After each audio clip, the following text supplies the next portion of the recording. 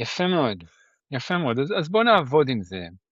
תראה, אדם אחד שחקר את הדבר הזה באקדמיה הוא פרופסור דיוויד הלפרי, שנמצא איתו בקשר, הוא חוקר מכובד בכמה אוניברסיטאות, בין השאר צ'אפל היל. הוא פרסם ספר, שיש לי אותו כאן, שנקרא חייזר אינטימי, והכותרת משנה שלו היא, הבא מממיתוס, מיתוס הוא אמת. משחק יפה. ובוא נסתכל נגיד על הדבר הזה, ונחזיק בראש את הפריימוורק שמציע ז'אק ואלי של תופעה היברידית, לא דבר אחד. אחד הדברים שבולטים לי, כמו שאמרת על הריח גופרית, זה נגיד הקדילקים. זה מוזר. אם אתה סוכן פדרלי, כאילו למה להתנהל בדבר הזה? אוקיי, הכובעים. האיכויות האלה הן איכויות של מיתוס, הן איכויות של סיפור, הן איכויות סימבוליות. עכשיו, סיפור זה לא אמת בעיניי, כן? זה הדבר העדין שצריך להחזיק. סיפור זה לא אמת בעיניי. אבל יש כאן משהו ארכיטיפי, יש כאן משהו שעובד עלינו ברבדים עמוקים. לפתוח לאנשים את הידע שיש דברים מופלאים בעולם שהם מעבר לתפיסתם, ובשאיפה שזה יגרום להם להיות קצת פחות עסוקים בביבי כוח כבוד כסף עזה 7 באוקטובר.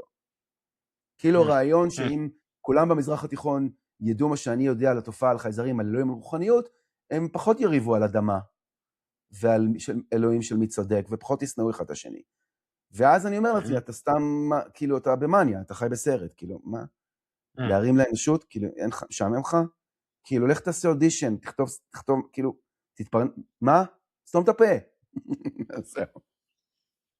מה? מאוד אהבתי איך שתיארת את זה חוץ מהסתום את הפה. אל תסתום את הפה, בעיניי.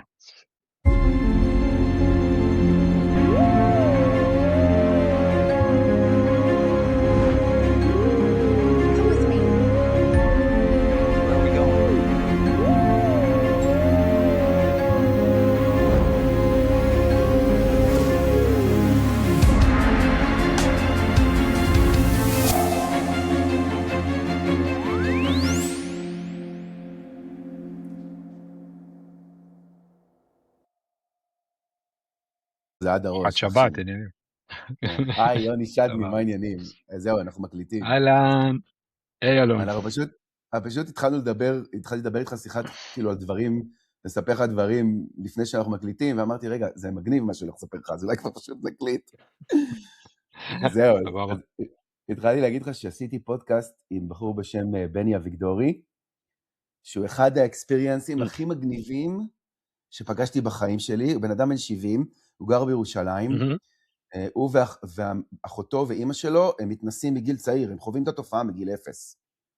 בין אם זה ישויות שמופיעות אצלם בבית, צ'יף אינדיאני, הם קוראים לו הצ'יף, שפשוט מופיע, נכנס דרך תלת שהם ילדים, מלווה אותם.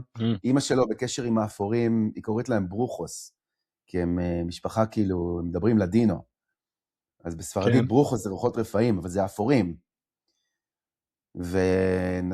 פגשתי אותו ב-C5 בערי הכרמל, למי שלא מכיר, זה מדיטציה שמנסים לזמן בחוצנים, והוא התחיל לספר סיפורים, תקשיב, הבן אדם מספר סיפורים בחסד עליון, בין אם הסיפורים האלה נכונים או לא, אני לא יודע, כי הם מדהימים, אבל אמרתי, טוב, אני חייב לנסוע לראיין אותו, נסעתי לראיין אותו בירושלים, אני מגיע אליו הביתה, הוא יושב עם אחותו, שאני לא אגיד את שמה, ואיך שאני מדבר איתך, נכנס לי עכשיו SMS מג'ייק ברבר, שהדוגמאות של האבנים בקדימה הגיעו לסטנפורד לגרי נולן. הרגע קיבלתי את הטקסט. שנייה, אבל אני חייב להראות את זה. זה מטורף. זה החיים שלי, אתה מבין? יוני, כאילו, what the fuck is going on with my life? מה זה? כן, ג'ייק ברבר, אפשר לשאול אותו מה קורה איתו, יש שאלות לגבי סקייוואצ'ר והתוצאות, מאוד מעניין, כיף לשמוע שהוא עדיין in the mix. כן, he's in the mix. אני פגשתי אותו באיטליה בסול, ופספסתי את גרי נולן, ביום האחרון הייתי אמור להביא לו שקית עם דוגמאות של האבנים מקדימה, ואז הוא אמר לי, תן את זה לג'ק ברבר, אז נתתי לג'ק ברבר, והוא התמהמה, ועכשיו הוא רק שלח לי טקסט. מה כתוב שם? The samples are at Stanford, in ג'ק פאקינג ברבר. כן, צחוקים. מגניב, מעניין מאוד, בהצלחה. תודה, כן, נראה מה יהיה. ההימור שלי, סיליקון מסין, אבל בוא נראה. הלוואי שאני טועה. בוא נראה, יש הרבה מורכבויות, כמו שאתה יודע. אז בקיצור, בני אביגדורי ואחותו יושבת שמה, וקערה כזאת ענקית מלאה בג'וינטים, והעשן של וויד באוויר, ואתה יודע, אני זורם, אז זרמתי איתם, ותקשיב, חפרנו 6 שעות סיפורים. אתה מכיר סיפורי נורדים? אתה מכיר כן, סיפורים על נורדים? כן. בוא, תתן לי אחד שאתה מכיר, שהם מתערבבים איתנו עם ה... זה יותר מעניין אותי מה הם סיפרו. כן, אתה יודע, כל המיתוסים בתחום הזה הם מאוד מעניינים. מיתוסים, מציאות. יש קטע קלאסי, לריצ'רד דולן יש 2 סיפורי נורדים מדהימים, Mm, שנורדים אוהבים להתערבב איתנו לפעמים. הם באים לבקר כן, אותנו. הם לובשים נכון. בגדים אתה נורא נתקל בהם יפים, והם נראים בכנסייה כמו בני אדם. כביכול. כן, כן, הם בדיוק. יפים בדרך כלל.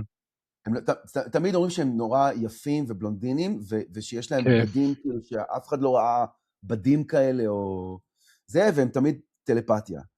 אז לאחות של בני אביגדורי, סיפרה לי סיפור מטורף על היא ובעלה, שבשנות ה-90 נסעו לאיזה בקתה בניו יורק, וזו מסיבה של חבר מאוד עשיר בבקתה, והם נכנסים לבקתה, ויש שם איזה 30-40 איש, ופתאום מופיע בחור גבוה, בלונדיני, עם עיניים כחולות, יפהפה, ולובש חליפה, שהיא אמרה, תקשיב, אני פשניסט, היה לי חנות להיי פשן, כאילו, זה המומחיות שלי, אני בחיים שלא ראיתי דבר כזה. היא אומרת, אני התפלצתי מהחליפה שלו, הבד היה משהו שאני לא ראיתי, לא ידעתי שקיים דבר כזה בכלל.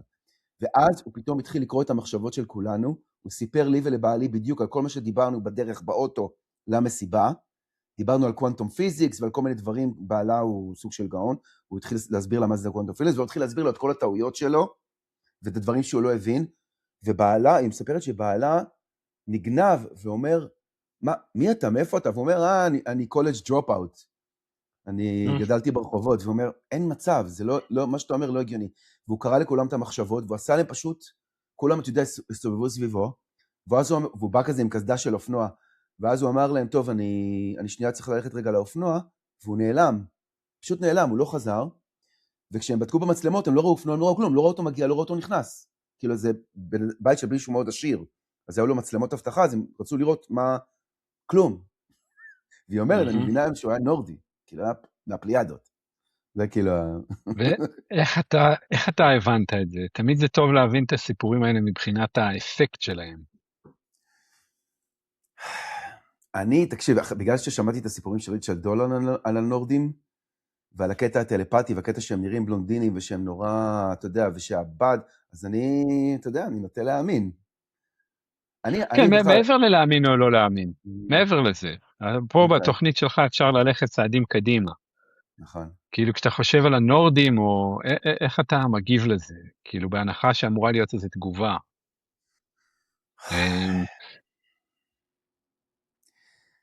אתה תופס אותי במקום מעניין מהבחינה הזאת, של, אתה יודע, יש תמיד בהתעסקות בתופעת השאלה של מי הם ומה הם רוצים.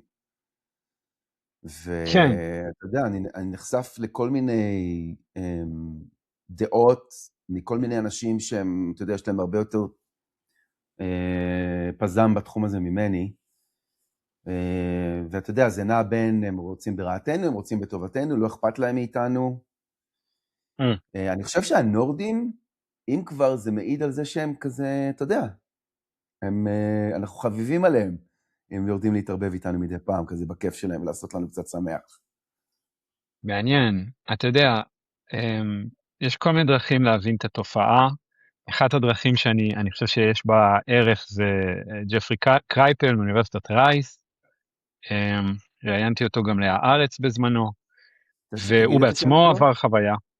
ג'פרי קרייפל, אוניברסיטת רייס, מ-Archives of the Impossible, הארכיון של הבלתי אפשרי.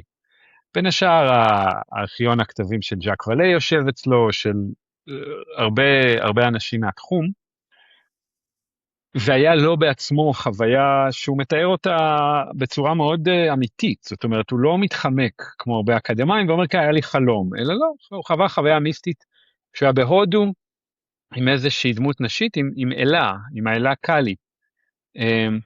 אז אני מחשיב אותו כסוג של, בתחומים מסוימים, בר סמכה, ואז כשמסתכלים נגיד על תופעה כמו נורדים, דרך אחת להבין את התופעות האלה זה שהן מקיימות איזושהי אינטראקציה עם הסייקי שלנו, עם הפסיכולוגיה שלנו. כאילו, השאלה הראשונה היא תמיד, רגע, זה אמיתי או לא? כי זה הקטגוריות שלנו, או שזה אמיתי או שזה בראש שלך. זה שתי האפשרויות. נכון, או שאתה ואז יש את משוגע האפשרות ומדמיין, השלישית. כן. בדיוק. האפשרות השלישית היא שזה לא זה ולא זה, זה משהו שמתקיים במרחב של גם וגם. ואז נורדים זה מאוד מעניין בעולם שלנו, זאת אומרת המראה שלהם כבלונדינים, המראה הנקי הזה באמת, הם נראים הרבה פעמים ארים. ולמשל יש חוויית יסוד בתחום שלנו שאתה מכיר, בטי וברני היל, שהם היו זוג מעורב ב-60s, זאת אומרת, או אפילו 50, זה היה מאוד לא מקובל, והוא היה גבר שחור ואישה לבנה.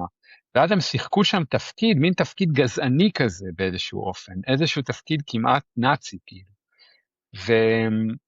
ואז הנורדים, זה מעניין להבין אותם כמין יצור כזה, מה בסייקי הקולקטיבי של האנושות, מה המשמעות של אנשים גבוהים, יפים, בלונדינים, עיניים כחולות. עכשיו, זה לא כדי להגיד, אוקיי, שזה לא אמיתי וזה בראש שלנו או משהו כזה, אני לא חושב שזה המצב, אני חושב שיש לזה איזושהי מציאות. אבל אני חושב שזה דרך טובה לגשת לחוויות האלה, שאנחנו מלבישים אותם באיזשהו לבוש, והלבוש הזה הוא מעניין. הלבוש הזה הוא לא בהכרח התופעה כשלעצמה, באמת, אם הזכרנו את ז'אק וליה, הספר החשוב שלו, Passport to Magnolia, to Magonia, סליחה. פטגוניה? מגוניה, שזה איזה שם של ארץ בפולקלור הצרפתי הימי ביניימי, שארץ בעננים שמתקיימים ביצורים, והוא מצא מסמכים היסטוריים שאומרים, כן, היצורים האלה באים לבקר אותנו מדי פעם וכולי. אז על השער של הספר אפשר לראות סדרה של מסכות. יש כאילו שטן, יש מלאך, יש פייה, ומאחור כאילו מתחבא חייזר, אבל גם החייזר, רואים איזה יד שמפעילה אותו, גם זה איזשהו סוג של אולי תחפושת בת זמננו, אז אתה יודע, אז זה מעניין לחשוב, אני אוהב, כאילו אני חושב שזה לפעמים פילטר שימושי לחשוב על התופעה, באיזה צורה היא מתלבשת עבורנו, נכון?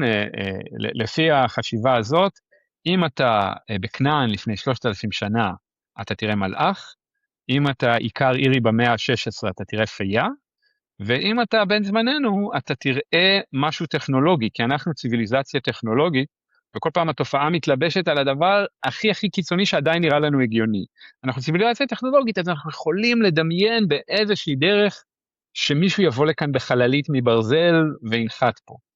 אבל זה רק איזושהי, לפי הגישה הזאת, זה רק איזושהי תחפושת, לאותו דבר שהיה נראה באמת לפני 3,000 שנה כמלאך או אפילו כאל. אני בדיוק התחלתי לקרוא עכשיו את הספר של דיאנה פסולקה, אמריקן קוסמיק. קראת? לא, דיאנה פסולקה, אבל אני מכיר את הכתבים שלה, אבל לא קראתי את אמריקן קוסמיק. אני מתעניין בצד, היא קתולית הרי, אגב, ממשפחה, אני לא זוכר, אמא שלה או אבא שלה הוא יהודי, אבל היא קתולית רצינית, יש לה קשרים בוותיקן, וזה החלק בעבודה שלה שמאוד מעניין אותי. היא עובדת בארכיונים של הוותיקן, אבל כן, אמריקן קוסמיק. אז זה בדיוק, אתה יודע, גם הייתה עשתה הרצאה בסול, בכנס באיטליה, וזה בדיוק מה שהיא אמרה. זאת אומרת, אתה יודע, אם אני צריך לעשות לוגליין להרצאה שלה, זה שהתופעה מתאימה את עצמה למצב התרבותי או שבו נמצאים בני האדם או האנושות. בדיוק מה שאמרת, אתה יודע. אז זה שהיום כן, ואז זה מעניין, זה מעניין מצד זה שאוקיי, שוב, זה משהו שאני מרגיש מאוד טוב בעבודה שלך, שבכלל אני חושב, אלון, אני זוכר איך הכרתי אותך לראשונה, כשאני הרי כתבתי פה ושם בארץ על הנושא, ואז פתאום הופיעה כתבה במאקו, וקראתי אותה, ואני זוכר שאמרתי לחברים שאני עובד איתם, למשל ברק חיימוביץ', שיש לו עכשיו בלוג מאוד יפה בהארץ, שכדאי לקרוא על הנושא, ואמרנו, מה זה? מאיפה הגיע בן אדם שמבין? פתאום הגיע מישהו, בן אדם שמבין, מדבר על הדברים הנכונים. אז כן, אז זה מעניין לחשוב על הדברים האלה בצורה שהיא תהיה ככה שימושית עבורנו, ואז אנחנו אומרים, אוקיי, נניח שהתופעה מתלבשת בלבוש של הסייטי שלנו, מה זה אומר עבורנו? יש לך תשובות? אז אוקיי, אבל אתה יודע, ואז מתחילים להסתכל בכל מקרה לגופו, למשל, העבודה של הצוות של קרייפל שם, הם פשוט מתחילים להפעיל על זה כלים אקדמיים, הם אוספים מלא מקרים מהעולם, שמים אותם בדאטאבייס אחד, עכשיו, יש כלים אנתרופולוגיים, סאחים במרכאות מדעיים, מקובלים לעבוד עם דברים כאלה. אז הם שמים את זה באיזשהו מין דאטאבייס גדול, ואז הם רוצים להתחיל, הם עוד לא בשלב הזה, אבל הם מתקרבים לתשאל את הדאטאבייס, ולהתחיל לפרסם את זה בז'ורנלים מדעיים מכובדים, שאומרים, תראו, הנה כל הסיפורים, הנה מה שמשותף, הנה מה ששונה. למשל, דוגמה עולה לי עכשיו, פשוט בשביל להבין את האלמנט הבין תרבותי הזה, זה סולם יעקב. אוקיי? סולם יעקב זה מין משהו לשמיים, סולם, שעולים ויורדים בו מלאכים. ואז מסיפורים בני זמננו, או ליתר דיוק ככה סיפורים מה-90s, אנחנו יודעים שיש את העניין של חללית שמעלה אליה בקרן אור, נכון? ואז יש את המקרה השלישי, של נגיד מפולינזיה, ממקומות מרוחקים יותר, יש סיפורים דומים, אבל שם הקרן אור היא לא מעלה אותך למעלה, אלא אתה כאילו עולה במדרגות. עכשיו למה זה? כי לנו יש מדרגות נאות, ויש לנו מעלית, ואנחנו יכולים לדמיין את זה. וליעקב היה סולם, ולפולינזים יש את הסוג הזה של מדרגות חבלים. עכשיו, יש משהו משותף, שזה גורם שמימי שמושך אותך למעלה, או במקרה שיעקב עולים ויורדים היצורים, אבל יש גם משהו ששונה מכל תרבות. ואז אפשר להתחיל לחשוב על זה ברצינות, ואפשר להגיד, לקחת את התופעה ברצינות, ולהגיד, אוקיי, אז אנחנו מזהים את האלמנט התרבותי, ואנחנו מזהים אבל את האלמנט המשותף גם, של איזשהו גוף שמימי שמושך אותך, או ששולח אליך יצורים. ואז אפשר להתחיל לעבוד עם זה, להתחיל לעבוד עם המימד הזה של המציאות. אוקיי, אז זה זורק אותי לפי שראיינתי בפודקאסט, שבזיכרון שלו, זה בדיוק מה שהוא עבר, הוא עבר דרך הקיר, בריחוף, ואז פתאום הוא בתוך החללית. בדיוק אתמול דיברתי עם מישהי שחוותה דבר דומה, אבל היא אומרת, כל פעם הגוף שלי התחיל לרחף, וכמעט להגיע לתקרה, ואז אמרתי, אני לא רוצה, אני נורא מפחדת, וזה כאילו נעצר. כאילו, מה שמתארת זה שני ניסיונות, שקראו לה לא מזמן. זה מצחיק, שאתה מדבר עם בן אדם, נשמע הכי סחי, כאילו, אתה יודע, זוג, הייטק, גרים, 3 ילדים, כאילו, אחי, זה אבל מדי פעם חוצנים מנסים לקחת אותה כן. אז איך אפשר לעבוד עם זה, אבל יש לנו בכלל, השאלה היא, מה אנחנו יכולים לעשות עם דבר כזה? אוקיי, אז בואו נגיד באמת לעניין האדם מן היישוב, אחד הדברים הראשונים שצריך להגיד לדעתי כשמדברים על התופעה זה שהיא לא חדשה. אם אתה מסתכל, עזוב רגע חייזרים, עזוב תיאוריות קונספירציה, אתה מסתכל על הרקורד הארכיאולוגי בצורה הכי אקדמית מכובדת, ואתה שואל אותם, תגידו, מה אנחנו מוצאים על קירות מערות? מה אנחנו מוצאים בכתבי קודש של כל הדתות? מה אנחנו מוצאים אפילו לפני מערות, בכל מיני חפצים? וכמעט תמיד זה משהו מהסוג הזה, זה מגע עם ישויות, אפשר לקרוא לזה. אין הרבה דברים שאפשר להגיד עליהם שהם משותפים לכל התרבויות האנושיות. אבל זה כן, מגע עם ישויות, והמצחיק הוא, אתה יודע, זה לא איזשהו חלק קטן בתרבות, זה לא חלק קטן בשרידים הארכיאולוגיים, זה הדבר המרכזי. הדבר המרכזי שבני אדם מתעדים ומפטפטים עליו, מאז שיש בני אדם, מאז שיש הומו ספיאנס, זה הדבר הזה. זה המגע הזה עם הדיוויין. אז זה כבר שם אותנו באיזשהו מקום. ואנחנו אומרים, אוקיי, אז גם לזוג הייטקיסטים מפתח תקווה זה יכול לקרות. כמו שזה קרה לאדם הקדמון, כמו שזה קרה בכנען, כמו שזה קרה באירלנד, זה קורה, זה ממשיך לקרות. ואז, אוקיי, אנחנו יכולים להתחיל לעבוד עם זה. ואז אני רוצה לקחת דוגמה שאני מכיר היטב מישהו שהבאת, ויש כמה פרקים שאני ממליץ עליהם בחום אצלך, של יוסי רונן, שבכלל אני ממליץ על העבודה שלו. והוא, היה לו חוויה, נדמה לי, בתחילת שנות ה-80, והוא מאז חוקר אותה, בהמון סבלנות ובהמון רצינות. כבר עשורים הוא יושב על הדבר הזה. ואז, כשיש מחקר רציני, אז אתה יכול להתחיל להפריד, אתה יודע שאני עוסק נגיד בקבלה, בקבלה הם עוסקים הרבה בחוויות מיסטיות, בהבדל בין הצד האישי שלך, לבין המשהו היותר קולקטיבי שאפשר לקחת. אז יוסי, אפשר לראות אפשר למצוא את זה בספר שלו, למשל, מה משם הוא כביכול הפסיכולוגיה שלו, ומה דומה לחוויות אחרות. ואז למשל, במקרה של יוסי, אחד הדברים, נגיד, מקרים מובהקים שחוזרים, הוא פגש חייזרים בחדר השינה שלו, חייזרים במרכאות, כשהוא היה בלוס אנג'לס עם אחיו, במנוחת צהריים, ואז הם כאילו נוחתים לו בחדר, או מופיעים לו בחדר ליתר דיוק, והם לא רגילים להיות בגוף. עכשיו, איך הוא יודע את זה? כי זה משעשע אותם, יש חייזר שלוקח ומקפל את הנייר, ויש חייזר אחר שהולך, הוא אומר כמו תינוקות, עכשיו, הם לא תינוקות, בחוויה שלהם לא תינוקות, אבל זה הוא אמר שהיה חדש להם, לחייזר השמנמן המניפיסטציה יותר, הפיזית. ממש, סליחה, הוא אמר שלחייזר השמנמן יותר, היה ממש עונג ללכת על השטיח ולהרגיש עם כפות רגליים את המגע של השטיח. והוא הבין בדיוק, את זה, כי בדיוק, הם חיברו איתו את התודעה.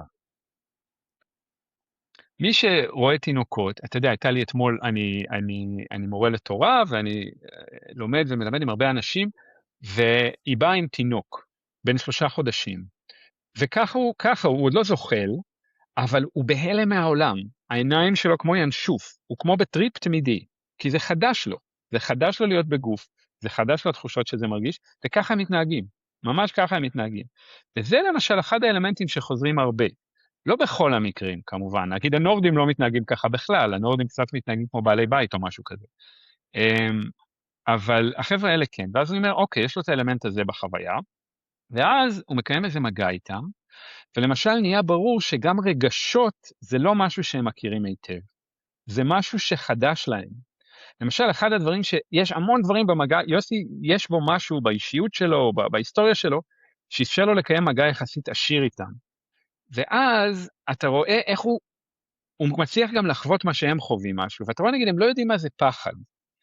אחד הדברים שמשגעים בני אדם כשחושבים, זה אומרים, חבר'ה, אתם רוצים משהו, תשלחו הודעה או משהו כזה, תבואו לבית הלבן, בצורה מסודרת. הם מופיעים לו בחדר השינה באמצע מנוחת צהריים, והם לא מבינים למה הוא מפחד. הם לא מבינים למה יש לו פחד מטורף. הם לא מבינים פחד, והם לא מבינים רגשות אחרים.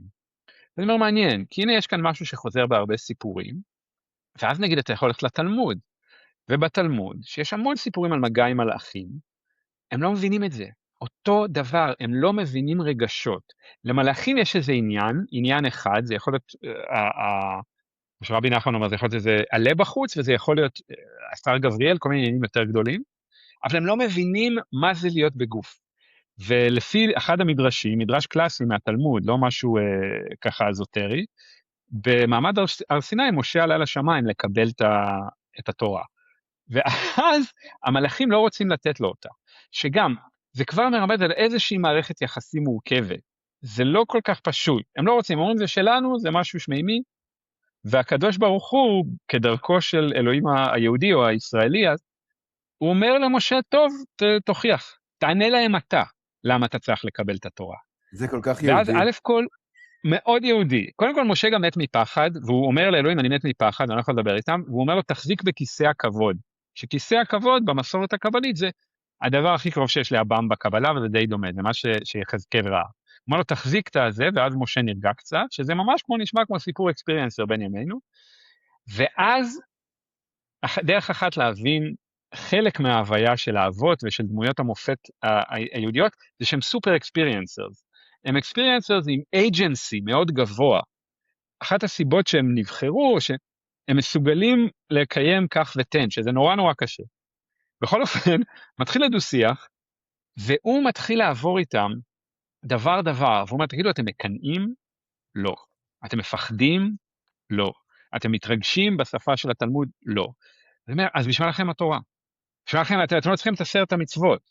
מי שלא חומד את אשת רעהו, לא צריך את 10 המצוות. ואז קורה, הדבר הקלאסי שקורה במיתוסים כאלה, זה שאז מקבלים את התשובה שלו, ובית כתוב שהם נותנים לו מתנות.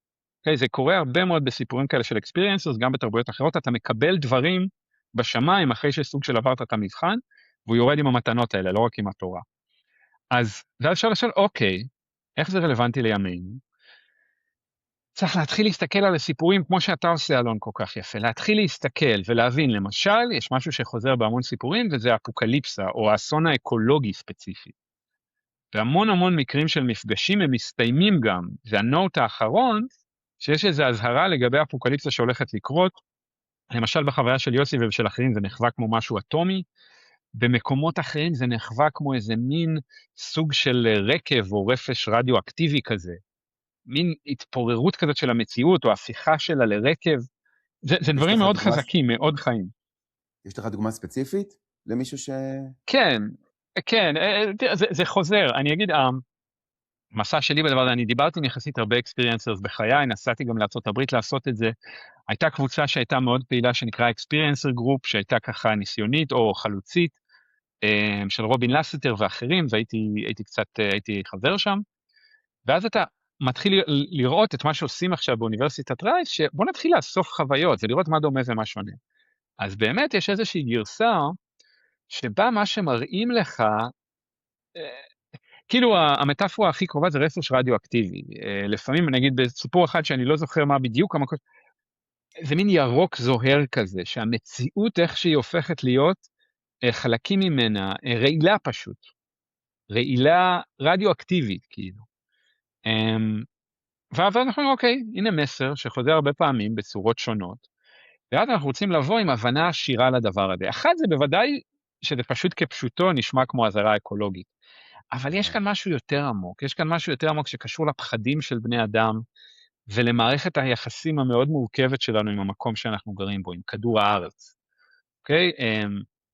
יש עניין מאוד עמוק ביהדות שהוא הגלות. נכון? אנחנו יודעים שהיסטורית, לפני 2000 שנה, זה תהליך קצת יותר מורכב מה שאני מתאר, אבל באמת עם ישראל גלה מארצו באיזשהו אופן. ואז גלות הפכה להיות נושא מרכזי ביהדות, אבל זה לא רק ביהדות. האדם מאז שהיה ציוויליזציה טכנולוגית התרחק מהטבע, אגב אולי לפני, אנחנו לא יודעים. יש איזה מרחק, יש את כדור הארץ ויש אותנו, נכון? עכשיו אנחנו יודעים שאנחנו חיות גם, אבל אנחנו לא חווים את זה, אנחנו חווים, עכשיו נגיד בקצה של זה היום, בקצה נגיד האקולוגי, יש תנועות ואנשים שמרגישים שאנחנו סרטן על כדור הארץ ממש, תחשוב איזה תחושה איומה זו, ויש לה על מה להסתמך, אנחנו באמת עושים כאן נזק עצום. ומצד שני אנחנו יכולים לראות מחלקים הפוכים נגיד במפה הפוליטית, פשוט אדישות גמורה לזה. אדישות גמורה לנזק האקולוגי גם בישראל, גם בעולם. אז יש כאן עניין של גלות, והוא עניין עתיק מאוד. ואז להגיד, אוקיי, זה ביטוי לדבר הזה. זה ביטוי למרחק בינינו לבין כדור הארץ, שגם במסורת היהודית וגם במסורות האחרות הוא נקבי, הוא השכינה, אוקיי?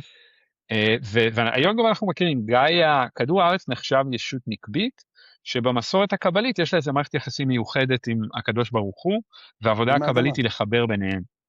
כן, כן, בדיוק. אז אנחנו יכולים להסתכל על כל הסיפורים האלה, ולהתחיל להבין, אוקיי, יש משהו במגע שלנו עם הדבר הזה, יהיה אשר יהיה, שבמובן מסוים מנסה לכוון אותנו לאנשהו. ואז אפשר לדחות את ההכוונה הזאת, כן? אפשר להגיד, לא, לא מתאים לנו. אבל אפשר גם לנסות לעבוד איתה ולקבל אותה. ודרך אחת שאני מנסה לעזור לאנשים לעבוד, כי אני אומר, תחשבו על חלום. יש לפעמים לאנשים חלומות הרי משמעות, שאתה יכול לזרוק אותם לפח. אתה יכול לזרוק, לא קרה כלום. אנחנו יודעים את זה המון מ-experiences, גם מסיבות של סטיגמה, וגם כנראה מסיבות ממש נוירולוגיות. אנשים פשוט שמים את זה בצד. אנשים חווים חוויות פנטסטיות, משוגעות, יום למחרת צריכים ללכת לעבודה, אין להם מה לעשות עם זה, אין להם איפה לשים את זה. אז זה טוב לעבוד עם זה כמו חלום שמנסה להראות לנו משהו. אוקיי? וכמו חלומות, הדברים האלה עובדים לא באמצעות דיבור, אלא הם מדגימים לך. נכון? במקרה של יוסי, הוא כאילו שמו אותו באיזה מקום, הוא היה כזה עם פרות באחו, ופתאום יש פיצוץ משוגע ברקע שהולך ומתקרב אליו והורג את הפרות. והוא אומר שהוא זוכר את המבט של הפרה, את המבט התמים הזה. אז אם אנחנו באים עם הראש הזה, אז אנחנו אומרים, אוקיי, יש שם משהו שקורא לנו להתחיל לעבוד איתו, אם להשתמש במונחים יהודיים, להתחיל לעבוד עם השכינה, על מנת לסגור את הפער הזה, ולא רק מבחינה אקולוגית, כי זה תמיד חוויות סימבוליות גם. בוודאי שהלוואי שנפסיק לזהם את הים, אבל זה יושב על תשתית יותר עמוקה של הריחוק שאנחנו מרגישים, והבדידות שאנחנו מרגישים. הדבר הזה שהולך והתגבר גם בתרבות המערבית, עוד ועוד ריחוק, עוד ועוד אטומיזציה. ואז זה קורה לנו לעבודה שהיא כאילו בעיניי בראש ובראשונה פנימית, גם חיצונית, שאומרת, אוקיי, בוא נראה איך מתקרבים, בוא נראה איך עובדים יחד. אז זה דרך אחת לעבוד עם הדברים האלה. וואו. מדהים. קודם כל, איזה מדרש זה בתלמוד, שכל הסיפור הזה מתואר, אני כמובן רוצה... אני יכול עכשיו שנייה למצוא לך את זה, טוב, יש לי את זה פה זה משהו שאני מלמד, זה בדרייב. כן. אז בוא בינתיים, זה משבת פ"ח אם אני לא טועה. בוא נראה אם צדקתי. זה יש משהו שאפשר לעשות עליו גוגל, כמו התנ"ך, ופשוט למצוא אותו? בטח, בוא, אתה רוצה אפשר לעשות בזה עכשיו לימוד, אפשר לעשות בזה עכשיו קריאה מודרכת. יאללה, שנייה, אני אמצא את זה. למרות שתכננו וירג'יניה, טוב, בסדר, יש לנו זמן. כן, בוא בינתיים, יוני, אנחנו כבר 27 דקות להקלטה, תספר לצופים שלנו מי אתה. תציג את עצמך. סבבה, סבבה. תן לי רק פה. הנה, כן, שבת פ"ח. יפה מאוד. אם תרצה, אני אשלח לך עוד מעט לינק. שבת אוקיי. פ"ח בתלמוד, בשעה שעלה משה למרום. אז כן, אז אני אספר מי אני. אני יכול להתחיל אתה יודע, מי אני, זו שאלה מאוד גדולה. אבל אני יכול להתחיל מהכניסה שלי לתחום, אוקיי?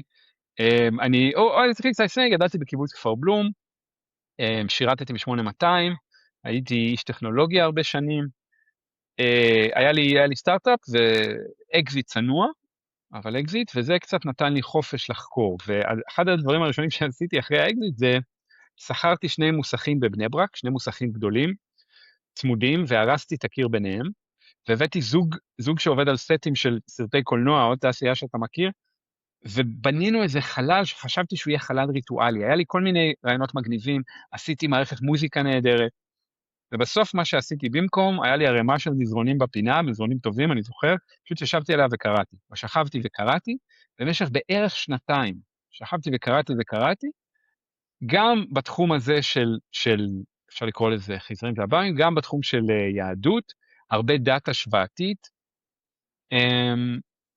ואז הלך והתגבש בי משהו, הלכה והתגבשה בי איזושהי תורה. אני התחלתי ללמד שם, ואז היה לי חשוב דווקא לקיים איזה שיח עם המסורת, זאת אומרת לא רק שזה יהיה הרעיונות שלי. אז לימדתי במשך 2.5 בבית כנסת אורתודוקסי בתל אביב, ברחוב באזל, בית כנסת יקר, אחלה בית כנסת. לימדתי עם שותפים, דתיים לאומיים, חבר'ה מדהימים, עד היום אנחנו חברים טובים, אלישב רבינוביץ' ודוקטור יאיר ברלין, הוא היום באוקספורד, הוא חוקר את האספקט הרגשי של לימוד תורה, שזה משהו שמאוד מעניין אותי, ושם לאט לאט פיתחתי את השיטה שלי בלימוד, שהיא שיטה שהיא קשורה אדוקות למה שאנחנו מדברים עכשיו, שהיא קשורה לרעיון הבסיסי הזה, יש מציאות מסוימת לעולם הרוח, יש לו המון פוטנציאל לעזור לנו, יש המון מלכודות בדרך, מאוד קל ללכת לאיבוד, לא סתם היה כל כך הרבה הזהרות בעבר על לא לעבוד עם הקבלה לפני גיל מסוים, ובכלל איך לעבוד עם מסורות, שנשמרו כמה שנקרא אזוטריות, סודיות, והיום העולם הוא מקום אחר, ואפשר לשלוף הכל, ולכן הבעיות גם הן אחרות, הבעיות הן פחות כאילו, יש גם בשוליים להשתגע, אבל גם שזה פשוט לא עוזר. פיתחתי איזושהי שיטה שבה אני מלמד את 10 הספירות, ואתה בעצם לומד אותם ממקורות קלאסיים יהודיים, ואתה מכניס את עצמך פנימה. הרעיון הוא לקיים, זה הרעיון היהודי הבסיסי, הרעיון של לימוד יהודי הוא שאתה שופך את עצמך לתוך הטקסט, ומאפשר לטקסט להיכנס אליך. זה תהליך שהוא מאוד אינטימי, מאוד קרוב, ובא בעת מאוד סבלני. אין, נגיד הטעויות שאנשים אני חושב לפעמים עושים כשהם פונים לתלמוד, הם מחפשים איזושהי תובנה אחת. והתלמוד לא טוב בזה. אני אומר בתור אוהב תלמוד גדול וגם מאמין, ספר הטאו נגיד יותר טוב אם אתה רוצה one lineרים. אם אתה רוצה כאלה שורות מבריקות, זה ספר הטאו יותר טוב. התלמוד עובד עם איזושהי מנגינה, עם איזשהו משהו מתמשך, שאם אתה מוכן להכניס אותו לחיים שלך, אז לאט לאט, בעבודה נכונה, אז עולם הרוח עוזר לך ואתה עוזר לו. זה תמיד כזה הדדי. אז זה ככה הצגה על כבר לא רגל אחת, יותר מרגל אחת. אבל שכחת איזשהו פרט בהצגה שלך. אוקיי. בכל זאת, אנחנו בפודקאסט שנקרא זה חייזרים, אח שלי. בהחלט. אז אוקיי, בוא נדבר עליי באמת. בוא נדבר עליי ועל החוויות האישיות שלי. דווקא אני אתחיל מהמקום המקצועי, אני כל כך רגיל, אתה מבין, בחברה שלנו, בצורך לעשות את זה. בצורך, אוקיי, 8200, אקזיט, הוא רציני, הוא לא משוגע, זה מתיש, אבל עוד פעם ועוד פעם אני מגלה כמה זה חשוב. אז אני אגיד עוד משהו. גם אני, אתה יודע, כי אני, אתה יודע, אני פודקאסט צעיר חדש, אני מנסה להבין בכלל מה אני עושה, למה אני עושה את מה שאני עושה, ותמיד איך שהתחלתי פתאום הצורך הזה של, אתה יודע, תקשיבו, תיקחו אותנו ברצינות, תיקחו את האנשים שאני מראיין ברצינות. אז אם אני סתם, אז אתה יודע, כדי שבן אדם יוכל לשים אותך בקופסה בראש, ולהגיד, אני צריך להקשיב למה שהוא אומר, בוגר 8200 עשה אקזיט, אוקיי, יש לך את תשומת הלב שלי עכשיו. אתה יודע, זה אפילו יותר מזה, אני ישבתי עם שני אנשים, עכשיו אני מוכן אולי לשמוע ממך, אבל הטוב הוא שאתה שם את זה על השולחן, ישראלים, זה משהו שאני אוהב בהם, אז הם יכולים. ישבתי לפני כמה זמן עם שני אנשי טכנולוגיה, אחד מהם משקיע בכיר ומוכר, והשנייה ממייקרוסופט, וסיפרתי את הסיפור שאני הולך לספר לך עכשיו. הסיפור של החוויה המיסטית שלי בילדות. וכאילו הקשבנו ונכנסנו לדיון, ומאוד, הם הביאו את היכולות שלהם לדיון הזה, זה היה נהדר. ואז באיזשהו שלב היא אמרה לו, האישה למשקיע, אמרה לו, תקשיב, אם ליוני היה שיער ארוך, לא היית מקשיב לו. והוא אמר לה, נכון, נכון, אהבתי מאוד את הכנות שלו. אז צריך, אתה יודע, זה גם מאפיין עבודה עם עולם הרוח, צריך לדעת לעבוד עם אנשים. צריך, באמת, כמו שהתורה אומרת, חנוך לנער על פי דרכו. מי שרוצה להיות בתחום הזה, כן? כל אחד מה שמתאים לו, אני לא, זה תלוי מי אתה רוצה לדבר. אבל אני למדתי לאהוב את זה קצת עם השנים. אוקיי, את המחול האיטי הזה, שבאמת אין צורך פה ככה בינינו, אבל במקומות אחרים, פשוט אני אומר את זה בשביל שמי ששומע אותנו, צופה יותר טוב, אם הוא בא לדבר על זה עם המשפחה שלו, אם הוא בא לדבר עם חברים מחוץ למעגל, והמון אנשים חווים המון תסכול. אז זה טוב לחשוב על זה מראש, וזה טוב לדבר ככה עם חברים שהם כן בתחום, ולהגיד להם, אוקיי, איך אני מציג את זה בצורה שיכולה להישמע, בצורה שהיא כאילו לא סתם להטיח באנשים, ואז להיות מתוסכל שלא מאמינים לך. אחרי שאמרנו את כל זה, אוקיי, אז אני אגיד על החוויה שני דברים לפני שאני אקדים, ויאמר באמת כמי שכאילו שקוע בעולם הזה של experiencer. א', אני לא הולך לחלוק הכל, אני כבר אומר את זה. אחד הדברים שצריך ללמוד כשחולקים דברים כאלה, גם בלי ההטיה התרבותית שיש לנו, זה חוויה מאוד אינטימית. וצריך לחלוק אותה בזמן הנכון, אוקיי? גם אם אתה מסתכל על יוסי שאנחנו אוהבים אותו, מדברים עליו, אז זה נכון להרבה, לאט לאט, בסבלנות. אז כרגע לא נכון לי לחלוק הכל. אחד. שתיים, אני רוצה לומר משהו על החוויה האישית שלי של הדבר הזה. אני לא בטוח אני אשתמש במונח האקדמי בשביל להגן על עצמי, מה המעמד האונתולוגי של החוויה הזאת. זאת אומרת, אין לי ספק שקרה משהו. מה זה המשהו הזה? כמה ממנו בא מתוכי, כמה ממנו בא מבחוץ? אני חושב שזה קונטקסט עם משהו, אבל נגיד קרייפל, פרופסור קרייפל חושב שזה הכל הבן אדם, אבל לא בקטע שהוא לא מאמין, הוא אומר הבן אדם הוא הרבה יותר מה שאנחנו חושבים. הוא אומר הבן אדם הוא רב-ממדי והוא יודע לזמן דברים, הוא קצת יונגיאני. אז אני לא יודע, אני לא מתיימר לדעת.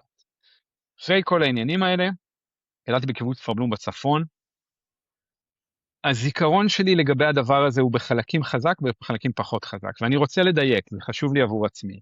אז א' כל לגבי הגיל אני לא בדיוק זוכר, אני חושב שזה משהו בין 7 ל-9, משהו כזה, בבית שלי בקיבוץ, ואני לבד, ומה שאומר לי שזה כנראה גיל שיותר קרוב ל-9 מאשר 7, למרות שבשנים של אז כאילו כן, ילדים היו נשארים בבית, בטח בקיבוץ, זה לא היה עניין, הם מסתובבים, והיה לנו מין הול קטן בכניסה לבית.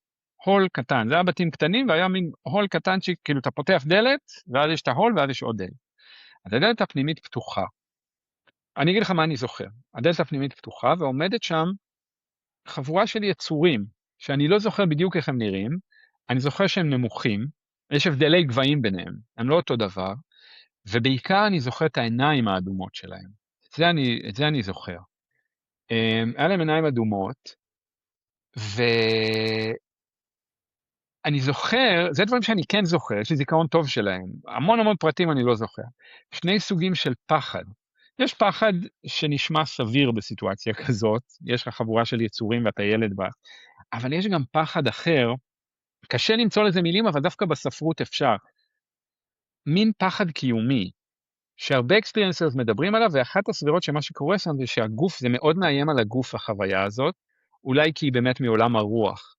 פחד מוות, כזה ממש, פחד מוות שהוא לא שייך, הם לא איימו עליי או משהו כזה. אז זה דבר אחד שאני זוכר, חבורה של יצורים עיניים אדומות. ואז אני זוכר סדרה של תחושות, אוקיי? וגם סוג של קומוניקציה. שהוא קשה, כן. לפני שאתה נכנס לתחושות ולמה שעובר בפנים, אני רוצה בכל זאת להתעכב איתך על התיאור הגרפי. מעבר לזה שהם קטנים, כמה היו, איך הם נראים, איזה עוד פרטים אתה זוכר על המראה הפיזי שלהם? אני לא זוכר. גם אפילו כמה הם היו, אני לא זוכר. יותר מ3 לצורך העניין. ואני זוכר את האלמנט של הגובה, אני זוכר במפורש, שחלק יותר קטנים מאחרים, ויש איזה מין, כמו לעמוד בשתי שורות, או משהו כזה, כאילו הם לא עומדים, כאילו כזה דבר, משהו כזה. אם אתה יוצא מעיניים ושנייה מנסה להיזכר בהם, לא עולה לך שום, מלבד העיניים האדומות, קטנים, שמנים, שריריים, הצבע של האור שלהם, שיער. כן, כן, תראה, אני עשיתי דברים כאלה, לא מאוד לעומק, ממש לא היפנוזה או משהו כזה, אבל ניסיתי. וא', יש לי הרבה כבוד לפרוסס של ההיזכרות, וגם מהרבה ניסיון ודיבור עם מומחים יותר גדולים ממני. זה לא תמיד טוב to push it. האירועים האלה הם כמו, זה טוב לחשוב עליהם כמו מעיין. מפגש מיסטי הוא כמו מעיין. יש בו המון. אינסופי, אינסופי. עד היום אנחנו קוראים בתורה ומוצאים משמעויות חדשות. אז אני לא רוצה להגיד, לי זה לא נכון to push it. כאילו, אני אומר, אוקיי, זה פרטים שחזרו אליי עם הזמן. אז אני לא יודע. אני פשוט לא יודע להגיד עוד דברים על ההופעה שלהם, חוץ מהעיניים, ואתה יודע, אני כמובן לא רוצה סתם להגיד, חוץ מהעיניים האדומות. אוקיי. עכשיו, אתה מבין, כל הדיסציפלינה של חקר חלומות היא שימושית כאן. זה העניין עם התחושות, כי הם כן מרגישים כאילו, חלק מהותי מהחוויה.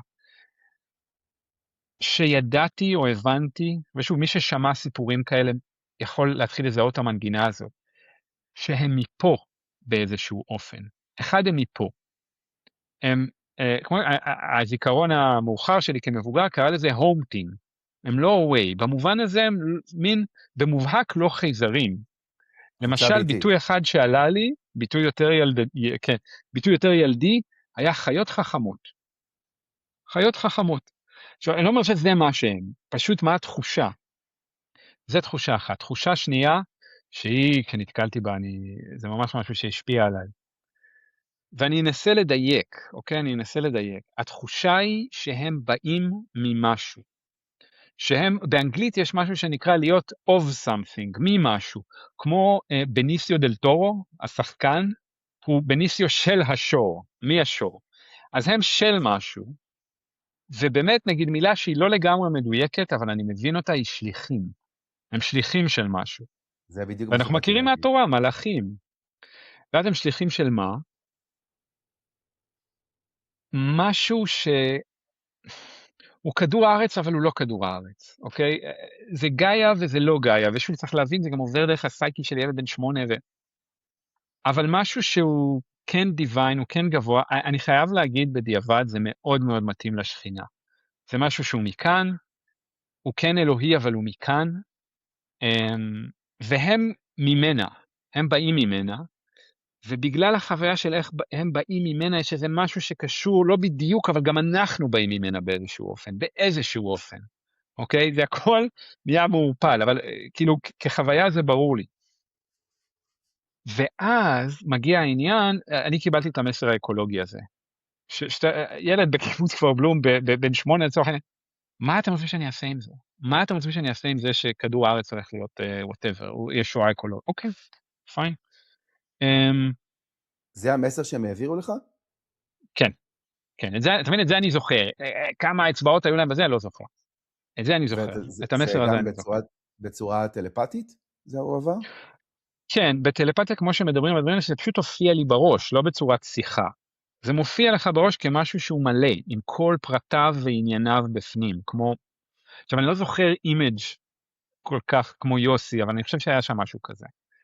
תראה, אני מרגיש, אתה יודע, בגלל שאתה, קודם כל, אני אשתף עם הקהל שאתה כבר מלמד אותי קבלה כבר איזה כמה שבועות, אנחנו נפגשים פעם בשבוע, שזה, קודם כל, המון תודה, וזה מיוחד ומרגש, ואף פעם לא עברתי דבר כזה, אני מאוד מעריך את הנדיבות שלך עם הזמן שלך, ואני נוטה, אתה יודע, יש לך השפעה עליי, אני נוטה לזרום איתך, אבל אני אומר, רגע, אני צריך להקשות אליך, לפחות בשביל הצופים שלי. תקשה, בכיף, גם חלק מהמסורת היהודית. השאלה הסאחית המתבקשת, איך אתה יודע שזה לא היה סתם חלום? ואם זה בכלל חשוב? אוקיי, אני חושב שזו שאלה טובה. וגם פה הספרות המקצועית עוזרת לי, זה בדיעבד. לחוויות מיסטיות יש איכות מסוימת, היא קשורה למצבי תודעה, אוקיי? ולכן אני אומר, נגיד, שאלה אחת, אני חושב שזה בסדר לשאול, במיוחד בשלבים הראשונים של הדבר הזה, תגיד, יוני, אם היה מצלמה בחדר, מה אתה חושב שהייתה רואה? אני לא מרגיש שאני יכול להגיד בוודאות מה הייתה רואה. אני נוטה לחשוב שהייתה רואה משהו, יכול להיות שהיא לא הייתה רואה מה שאני מתאר, לא יודע. עכשיו, איך אני יודע שזה לא חלום? שוב, אנחנו נכנסים לעולם מורכב. עכשיו, יש אנשים שיש להם זיכרון מזה של הערות, שהוא חד משמעי. אני זוכר את זה כמו שאני זוכר שאתמול אכלתי ארוחת צהריים.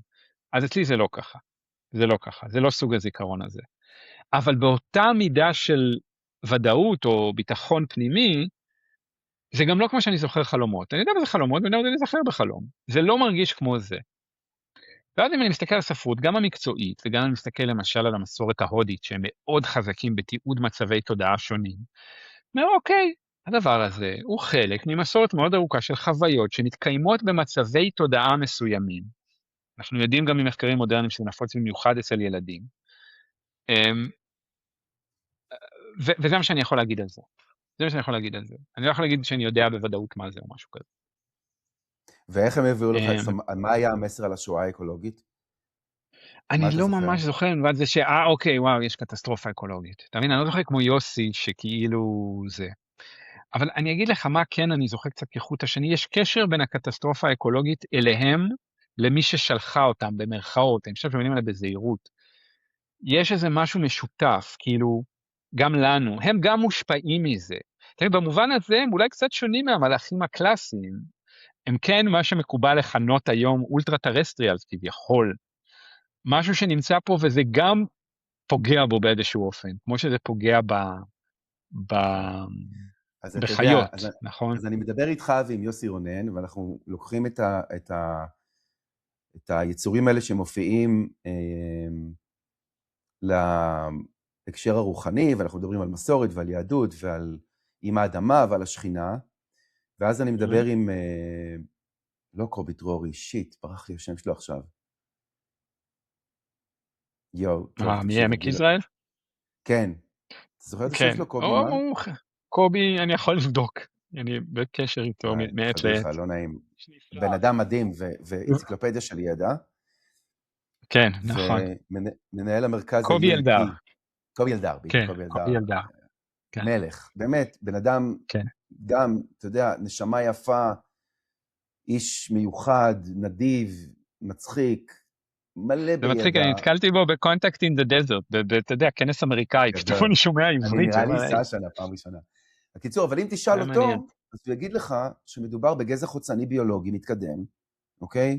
שחולק את כדור הארץ איתנו. אתה יודע, יש להם בסיסים, זה אנחנו יודעים, אתה יודע, כל יופולוג לא מתחיל, אבל יופולוג, אתה יודע, אני קורא לעצמי, אתה יודע, אני שנתיים, אז אני עובד על ה-BA שלי ביופולוגיה, אז גם אני כבר יודע שיש בסיסים מתחת לים, שהפנטגון מודה בקיומם, שיש בסיסים באריזונה בתוך הערים, זאת אומרת, מתחת לאדמה, יש את סקינר רנץ', יש להם בסיסים פה, שהם באים ויוצאים מהם, אוקיי? הם חולקים איתנו את הכדור. אז הוא פשוט יגיד, כן, הם מעבירים לנו את המסרים האלה, וכל כך מתעניינים בפצצות אטום, שזה גם קטע ידוע של התופעה, כי זה גם המרחב שלהם. הם צריכים שאנחנו נשמור עליו גם בשבילם, שלא נהרוס להם אותו. כן, אתה מבין? כן. אז זה בעצם, אתה יכול כביכול להגיד שזה שני דברים שהם לגמרי מופרדים ומובחנים אחד מהשני. אחד זה אנחנו חולקים פה שטח גיאוגרפי, פיזי, מציאותי, מוחשי, שכל מצלמה יכולה לתפוס, עם גזע שהוא לא אנושי, אינטליגנציה לא אנושית, שהיא פה, מאז ומעולם, ובגלל זה הם מתערבים לנו ומופיעים לנו ומזהירים אותנו לפעמים, למרות שגם נשאלת השאלה, מה יש לכם מהילדים? כאילו, מה הם חושבים שילדים יעשו? כאילו, ילדים בזימבבואה קיבלו את המסר הזה, יוסי היה בחור מאוד צעיר, כן. אתה מבין? או, ויש כביכול את הצד השני של הספקטרום, שהוא רוחניות, ואני מתקשר איתם בחלומות, ואני מתקשר איתם בטריפ איוואסקה, והם מופיעים לי בממד שאני לא יכול לתפוס, זה בכלל אלוהים ומלאכים, וזה בכלל לא קשור לגיאוגרפיה של עם האדמה. אז השאלה היא באמת, מה דעתך? כאילו זה יכול להיות או, זה אולי יכול להיות שניהם? איך אתה רואה את המתח הזה? אני אראה איפה אני עם זה עכשיו. א', אני לא יודע. אני לא יודע. זה מונח מאוד שימושי וחשוב בתחום הזה. בתחום ההוויה, בתחום הרוחניות, לא יודע. ולהתרגל להגיד את זה, ולהתרגל לחיות עם זה שאני לא יודע. אני יכול כן לדבר על ז'אק ואלי, שהוא אולי החוקר המרכזי בתחום, לפחות עד השנים האחרונות, אחד מפתחי האינטרנט, הוא עשה עבור נאס"א את המפה הראשונה של מאדים, בן אדם מאוד רציני, מדען צרפתי אמריקאי. והוא אומר, זה לא דבר אחד. אנחנו כל הזמן מבקשים שזה יתכנס התופעה הזאת לאיזה משהו שנוכל לעבוד איתו. זה לא דבר אחד. ואז נגיד דרך אחת להבין את הדבר הזה שזה לא דבר אחד. למשל, לי באופן אישי אין ספק שיש כאן איזשהו ממד של סיפורים. גם מצד סתם סיפורים, וגם מצד אפילו קהיליית המודיעין, שאנחנו יודעים איזה אפקט, אני שם הבאמים בצד, היה איזשהו ניהול של לוחמה פסיכולוגית מול הציבור האמריקאי, וייצרו סיפורים, אין בזה שום ספק, וזה עדיין קורה היום. למשל, בשביל לסבר את האוזן, יש סיפור על השב"כ, להבדיל, כן, משנות ה-70, שהיה איזה זוג טרוריסטים גרמנים שניסו לחטוף מטוס ישראלי, ולשב"כ, אחרי שתפסו אותם, ואז הם נפצעו או משהו כזה, או אני חושב שזה היה גבר ואישה, ואחד מהם, הם ידעו שהם מאוד מאמין ברוחות ושדים. מה הם עשו? הם בנו בית של כאילו, הם עשו לו כאילו מתעורר אחרי המוות, עולה, אני כבר לא זוכר. ובנו עולם שלם של רוחות ושדים בשביל כאילו לחקור אותה בצורה הזאת, והיא פשוט אמרה להם הכל. אז, אתה יודע, אני לא הייתי כולה חייל ב-8200, אני לא רוצה איזה, אבל זה מאוד נשמע לי כמו קהילת המודיעין, לחשוב ככה, להמציא ככה סיפורים, להפיץ דברים, ככה הם עובדים. אז זה אלמנט אחד של. זה אחד החזקים, הסיפור הזה. אחר זה כך, השב"כ שלנו עשה? כן, כן. וואו. כן, כן, כן, אפשר לחפש את זה. אחר כך, יש אלמנט של באמת גם כלי טייס וגם תופעות מסוגים, כלי טייס סודיים פשוט, שהם גם misidentification. ואחר כך יכול להיות שיש חיים מהסוג הסטנדרטי באמת, במרכאות, חיים אחרים, או על כדור הארץ, או ביקום, שהם מקיימים איתנו אינטראקציה, ויש את כל החישובים האלה של מאוד לא הגיוני שרק על כדור הארץ יש חיים. זה לא נשמע סביר, למעשה זה אמירה לא מדעית. מי שחושב את זה, זה אמירה הדתית ממש. כדור הארץ כל כך מיוחד שבכל היקום אנו. ואז בנוסף לזה יש את מה שאמרנו, האפקט, העניין הרוחני והעניין החווייתי. ואז אתה אומר לי, רגע, היצורים האלה שראית בזה, הם באמת חזרו אחר כך לאיזה קראפט, הם חזרו למקום שלהם מתחת למים, אחרי שהם הודיעו לילד מכפר בלום שמגיעה שואה אקולוגית? אולי, אני לא יודע, ואיפה שאני הלכתי במסע שלי עם התחום הזה, זה באמת מאוד עוזר לי פרספקטיבה היסטורית. אוקיי, מאוד עוזר לי פרספקטיבה היסטורית, מאוד עוזר לי המסורת, לא בשביל, אוקיי, זה. אז כן, אז הם היו נציגים של השכינה, כמו שנציגים של השכינה מופיעים בזוהר. אני לא חושב שזה כל כך פשוט. אבל כל הגישה שלי לדבר הזה, ומה שנקרא ברצינות, אבל בכלילות. זה מאוד עוזר.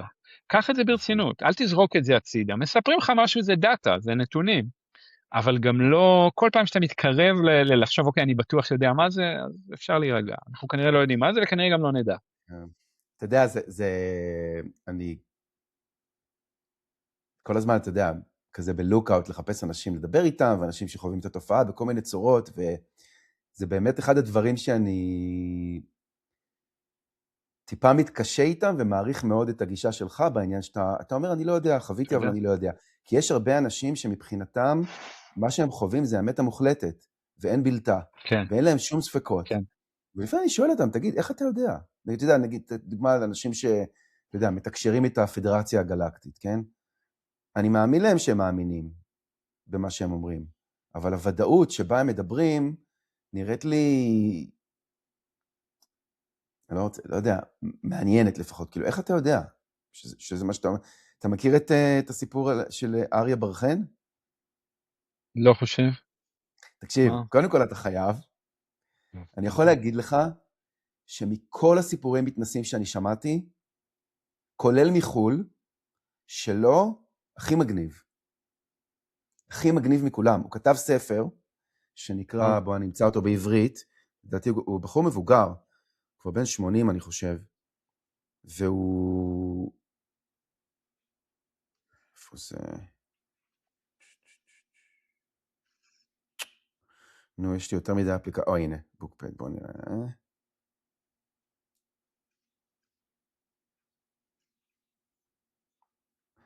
הנה.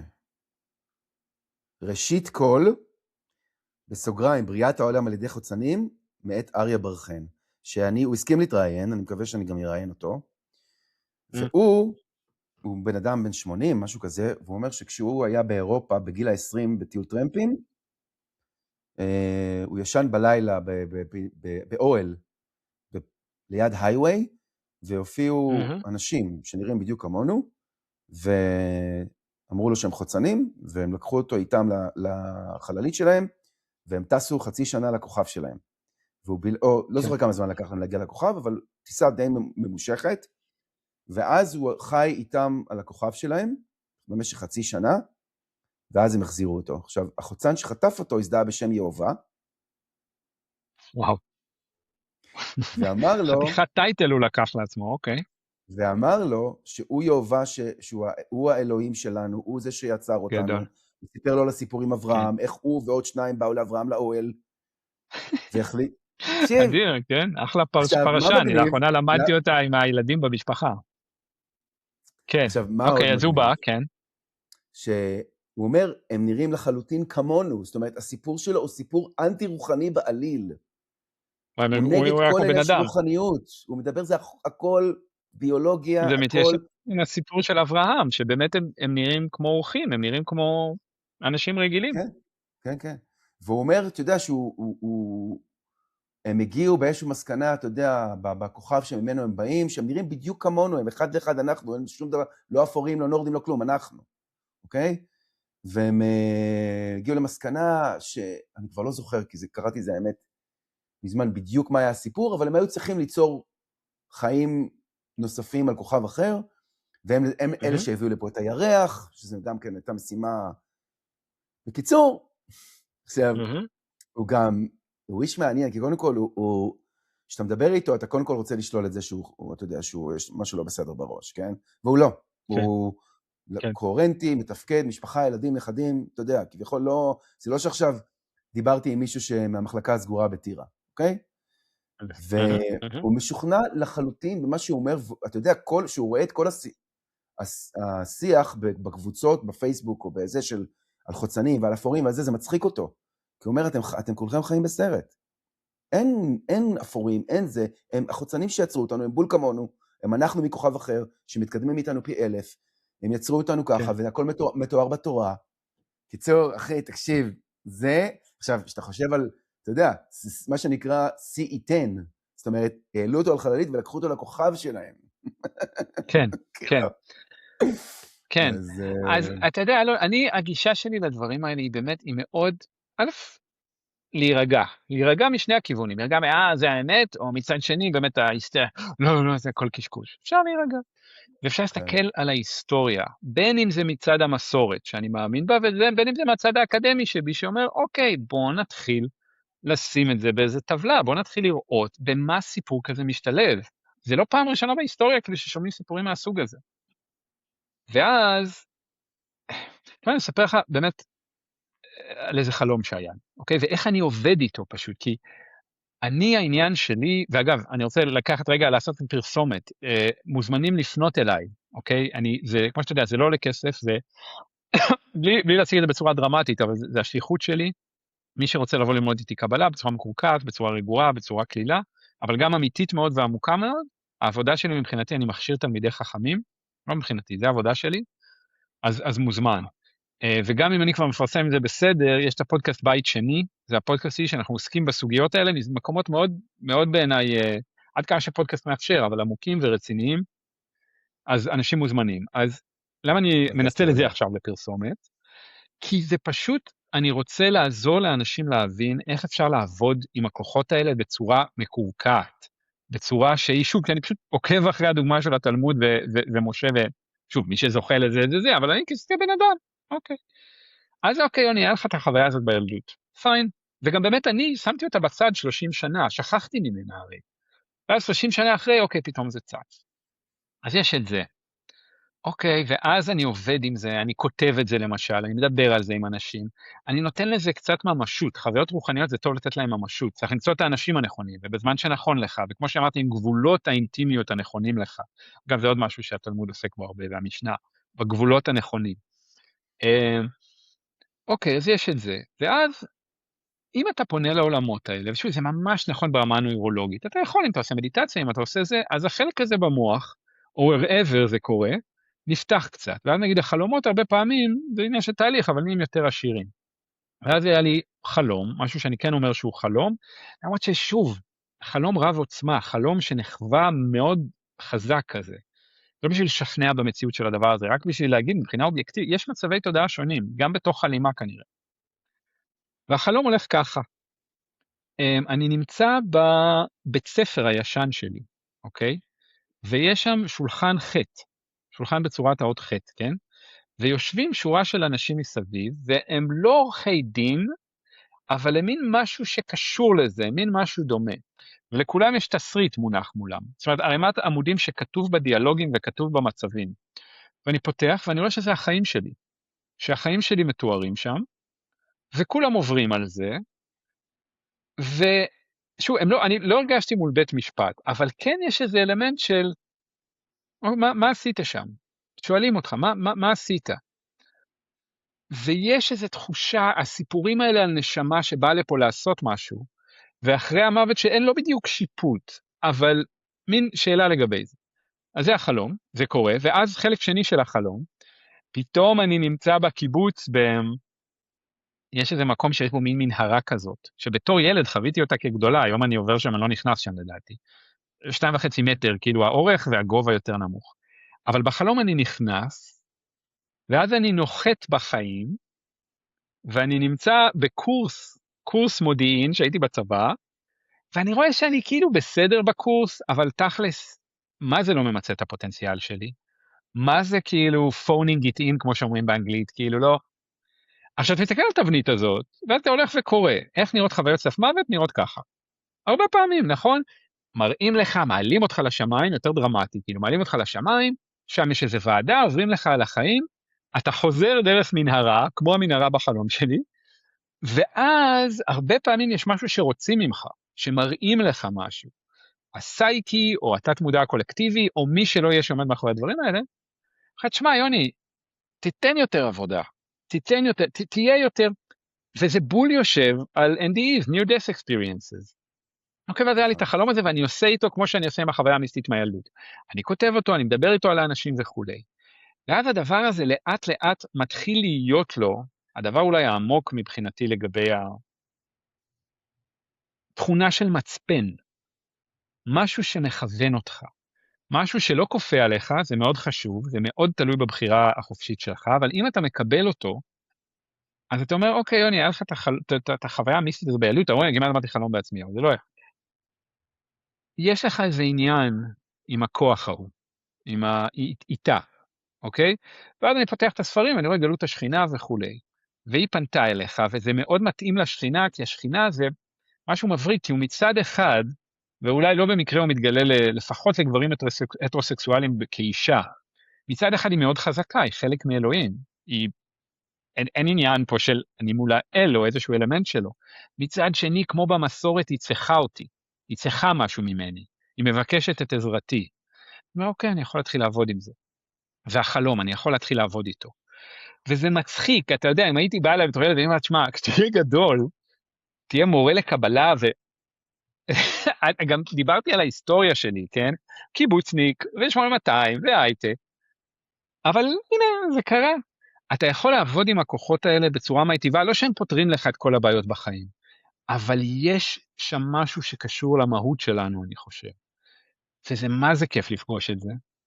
החלק הזה, יש הרבה חלקים קשים, החלק מה זה כיף. זה מה זה נחמד, שוב, מבלי להיכנע לו, מבלי להגיד שזה זה, אבל מעניין, ואני בוחר על עצמי לקבל על עצמי את הדבר הזה. זה עדיין, אתה יודע, מפליא אותי ומרגש אותי כל פעם מחדש, שזה בכלל קשור לנושא. שבפודקאסט על חייזרים אנחנו מדברים על השכינה. זה לא קשר שהייתי עושה. כשהתחלתי, כשכתבתי את הכתבה הראשונה במאקו, כשכתבתי את הכתבה הראשונה במאקו, אז לא חשבתי על השכינה. אני אגיד ככה.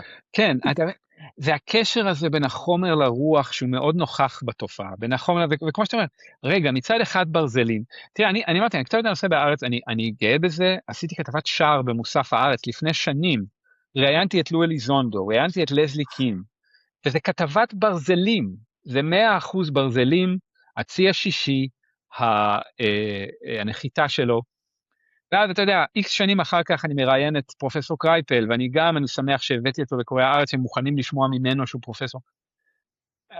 יש שם משהו בקשר בין רוח לחומר שהוא פורה, שאפשר לעבוד איתו. והוא אולי עוזר לנו בתקיעות הנוכחית שלנו. מעניין אותי, אתה יודע, אתה בתחום יותר ממני, אם זה תמיד היה ככה. אגב, אני מאוד אוהב את זה שאמרת ברזלים, כי אני מחפש דרך לתרגם nuts and bolts. כן, ברזלים זה נחמד. פשוט לא עובד. כן, הברגים אני מוריד, ראית? ברזלים זה מעולה, אהבתי. כן. ברזלים. כן, והרבה אז אתה פעמים יודע, זה המסלול כניסה, אתה יודע, קוראים על זה, זה מדברים על תמיד לואיס היה אדיסון, הוא ככה, איש אתה נכנס צבא. לברזל. שמע, יש טענה, שאני גם כרגע מתייחס אליה ברצינות ובקלילות, שזה חלק מהמטרה במרכאות של הפנומנון, של התופעה. חלק מהמטרה שלה היא להגמיש את התפיסות הנוקשות האלה שלנו, ולאפשר לנו לא לוותר על ההתפתחות המדעית, לא לוותר חלילה על אנטיביוטיקה, אלא כאילו להתחיל, וזה אתגר גדול לבני אדם, להתחיל לאפשר לדברים האלה לגעת. אז כן, זה מסלול, אני לפעמים מתבדח שאני עוד אחד על המסלול הזה של התופעה, על הפס יצור שלה, לוקחת אנשים רציונליים, לוקחת זה, ומעבירה אותם את המסלול הזה. ואגב, היה תקופות שהיה לי קשה עם האינטרפרטציה הזו, כאילו רציתי להתמרד נגדה. חשבתי, מה זה? מה זה הדבר הזה? מי קובע לי? מי זה נפל עליי בגיל 8 ועכשיו אני צריך, אתה יודע, בגילי המבוגר, כאילו לציית לדבר הזה, אבל זה נרגע אצלי, ואמרתי, אוקיי, סבבה, בואי נעבוד יחד, בואי, let's do it. אני שנייה צריכה ללכת לשירותים, אבל לפני זה אני אשאל אותך, אתה מרגיש שיש לך כוח לציית?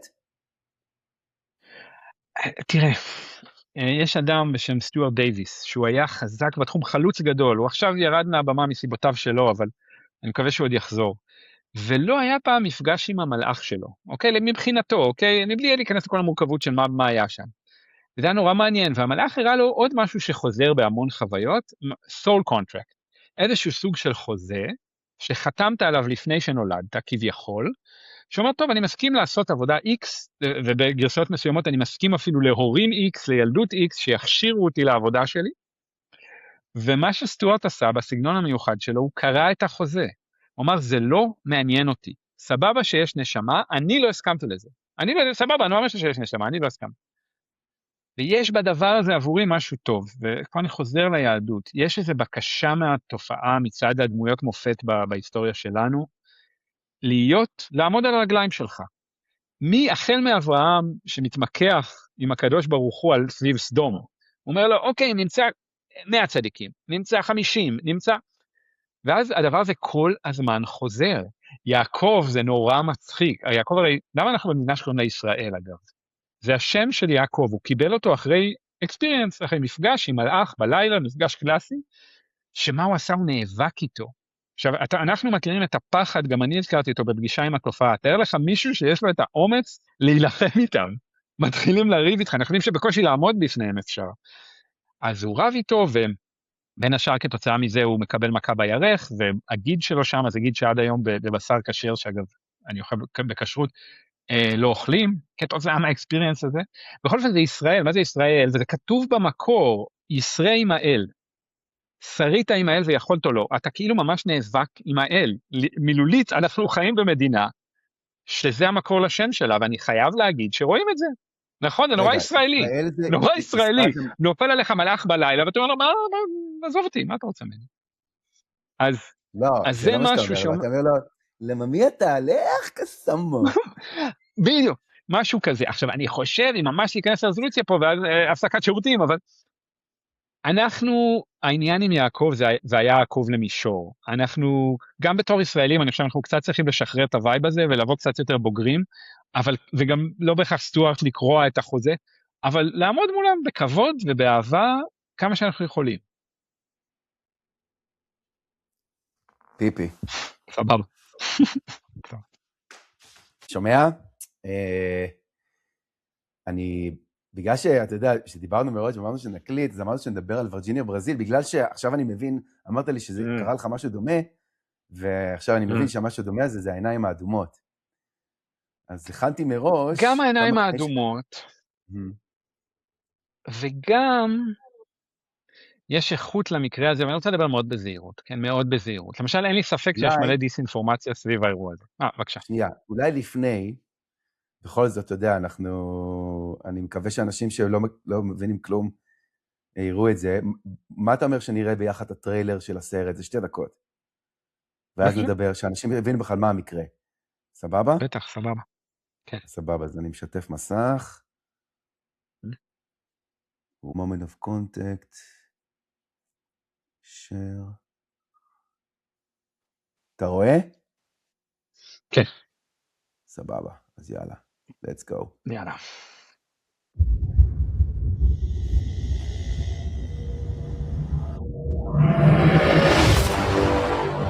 Have you been exposed to undeniable confirmation of a non-human intelligence craft?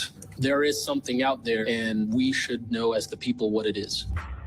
Do you believe that the federal government is knowingly concealing evidence about UAPs from the public? 100%. Yes.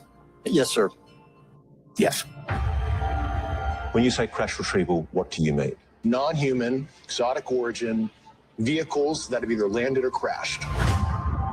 For the first time in history, the names of alleged companies and gatekeepers analyzing recovered alien technology are being exposed. Are any of you willing to name specific individuals? Dr. James Ryder at Lockheed, Glenn Gaffney, CIA. For decades, we've heard allegations of the retrieval of objects of alien origin. In 1933, some disc-shaped object crashed. It was not anything from this earth. A UFO crashed in Kingman. Didn't drop out of the sky. It had to come in on an angle. The feeling I had during the encounter was like no type of aircraft that I've ever seen before. I saw the evidence. It's a crash retrieval, there's a craft, and there's alien bodies. But one of the most well-documented UFO crash retrieval cases involving live aliens took place in Varginha, Brazil. It is a crashed vehicle. 2 seres extraterrestres foram capturados, depois posteriormente foram levados para o hospital. Meu nome é Carlos de Souza. Meu nome é Cátia Xavier. Meu nome é Liliane Silva. Meu nome é Valquíria Silva. Em 1996, eu vi uma criatura estranha. Fui até o local. Quando o general de brigada falou para mim que era assunto de segurança nacional, morre por aí, acabou. Deu para ver nitidamente. Era charuto voando. O negócio da trilha deu nem estocando, mas deixou assim aqui na barra. Levaram para Campinas e Campinas levaram para os Estados Unidos. Now, for the first time in history, Nunca vi caso assim. we have the most compelling first-hand testimony. Todo mundo surpreso. Sim, qualquer que ia sofrer uma punição muito severa. Of communication with a live alien in captivity. Aqui, ó. Foi aqui. Os olhos eram como se fosse uma gota de água. How much time did he spend with the alien in the room? 3, 4 meses. סבר מאוד, יש לי, למרות שראיתי את זה כבר. רגע. וואו. אתה רוצה לתת, שאני אתן תיאור מקרה למי שלא מכיר על מה מדובר? בבקשה. אני אעשה את זה. 1996, ברזיל, עיירה בשם ורג'יניה, כלי שנראה בצורה של סיגר או טיק טק, מלא אנשים רואים אותו מג'דעג'ע כזה בשמיים, עשן יוצא ממנו, והוא מתרסק שם בנקודה שראינו בטריילר, איפה שהבן אדם אמר, הקי, כאן, שם, והבן אדם שבטריילר, קרלוס סוזה הזה, הוא טייס שעבר בעצמו, הוא ראה את זה קורה, והוא חשב שאיזשהו כלי ממשלתי נכנס למצוקה, אז הוא הלך שם כדי לעזור, והוא ראה כלי שהוא לא מכיר, ופתאום מאוד מהר הופיע צבא ברזילאי, עכשיו הוא אפילו הרים חתיכה מהכלי הזה, וזה היה מתכת שהוא בחיים לא ראה, שהוא יוכל לקמד והיא חזרה מיד למצב המקורי שלה, שזה תיאור שדומה מאוד לתיאור ברוזוול, והצבא סילק אותו משם, ואז היה לו מפגש עם אנשים בשחור, ומה שהיה מיוחד באירוע הזה, שיצאו משם כנראה 3 יצורים, שהתחילו להסתובב בעיר, פצועים כנראה, אחד מהם נלקח על ידי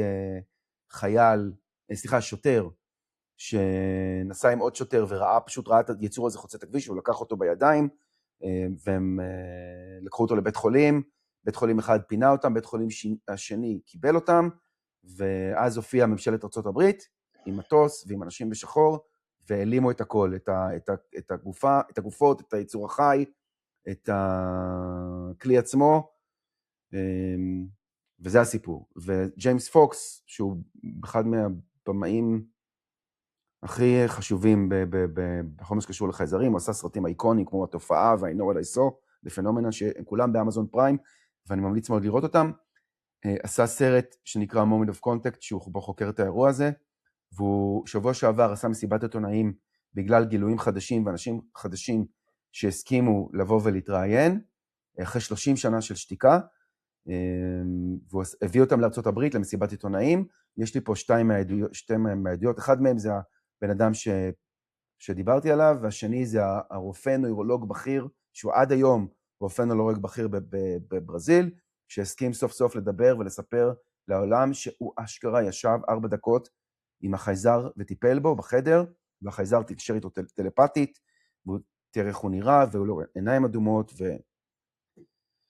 בקיצור, סיפור פסיכי, כל העיירה ראתה את זה, בעיירה יש צלחת מעופפת, יש בכניסה לבית חולים כתובת שאומרת, אתה יודע, כמו שאומרים, שירותים שמאל, הקיוסק ימינה, מתחת כתוב, בבית חולים הזה, בשנת 96, טיפלנו ביצור לא מהעולם הזה.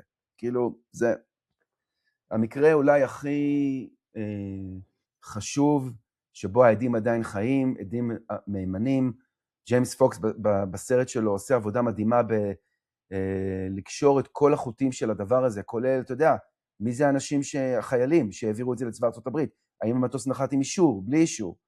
כל הדבר הזה עכשיו, בגלל שיש לו עדים חדשים, הוא עושה גרסה שנייה לסרט, וזה עכשיו יצא, ובגלל זה הוא עשה מסיבת עיתונאים. אוקיי, חפרתי, יוני, תגובתך. לא חפרת, זה תיאור מעניין. אז כמה דברים. קודם כל אני רוצה להגיד שעשינו כאן קפיצה מסוימת. אוקיי? עשינו קפיצה מעולם המסורת ועולם המחקר האקדמי לעולם הכוח והצבא בין ימינו. עכשיו, אני חושב שכל פעם שניגשים למקרה מהסוג הזה, כאן מיומנות פוליטית היא חשובה ומיומנות מדיה היא חשובה. אני מאוד מאוד מעריך את הארץ שנתנו לי לעשות מה שעשיתי שם. כי הארץ לגישה שלהם, עבדתי על זה עם האורחים שם, יש סקפטיות שהיא טובה, שהיא נכונה. וסיפור מהסוג הזה, סיפור מודרני, שכמו שראינו בתחילת הטריילר, הקונגרס והצבא, זה כוחות מאוד גדולים, מאוד חזקים, מאוד ציניים, שמאוד מחפשים להוציא את היתרון מכל דבר. כולל אם זה, בוודאי אם זה תקרית אותנטית, הם ינסו לעשות את הספין וזה עולם שצריך לגשת אליו בעיניי מאוד מאוד בזהירות, ועם סט כלים שהוא קצת שונה ממה שדיברנו עד עכשיו. זה סט של להריח פוליטיקה, להריח כסף, להריח כוח, להריח רמאות. עכשיו, זה לא בשביל להגיד שזה חלילה זה רמאות, אני לא יודע. אבל זה ככה הדבר הראשון שאני רוצה להגיד. דבר שני שאני רוצה להגיד, שבעולם הסינכרוניות, אני לא ראיתי עד עכשיו את הטריילר הספציפי הזה, אבל יש שם ילד שאני לא יודע למה, הוא יד שעושה ברכת כהנים, עושה את הדבר הזה. אני אומר, זה ככה בכלילות, זה היה נחמד. לראות את זה בטריילר. זה ברכת כהנים? זה, ברכת כהנים, כן. כן, כן, ספוק זה משם. ספוק לקח את זה משם. כן, כן. לא ידעתי. כן, זה קטע. זה קטע, שוב, זה סמלים מאוד עמוקים בסייקי האנושי, הדברים האלה. אז כן, אז אמרנו, אז כוח ויש את הסינכרוניות החמודה הזאת. אחרי שאמרנו את הדברים האלה, ואחרי שנגיד אני אומר, בשבתי כהמעט שאני יודע על התחומים האלה, של כוח וכסף וזה, אין לי ספק שיש שם דיסאינפורמציה, אין לי ספק.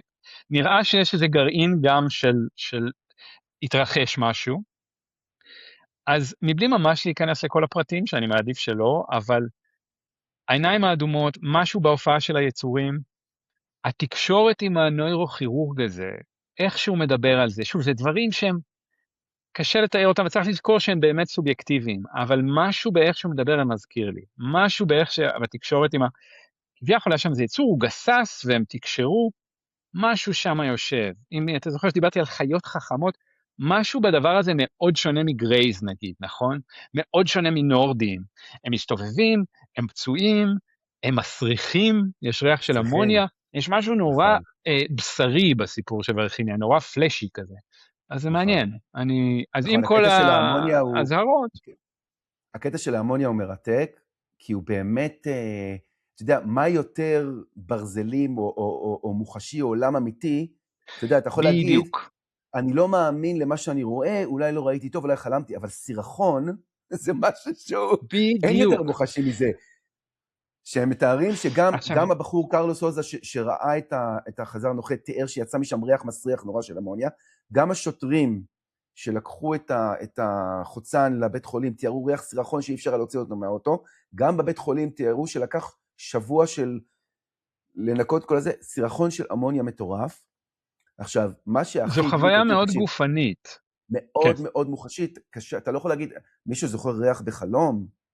מישהו זוכר ריח בטריפ האיוואסקה? לא, כן, אני חושב שכן.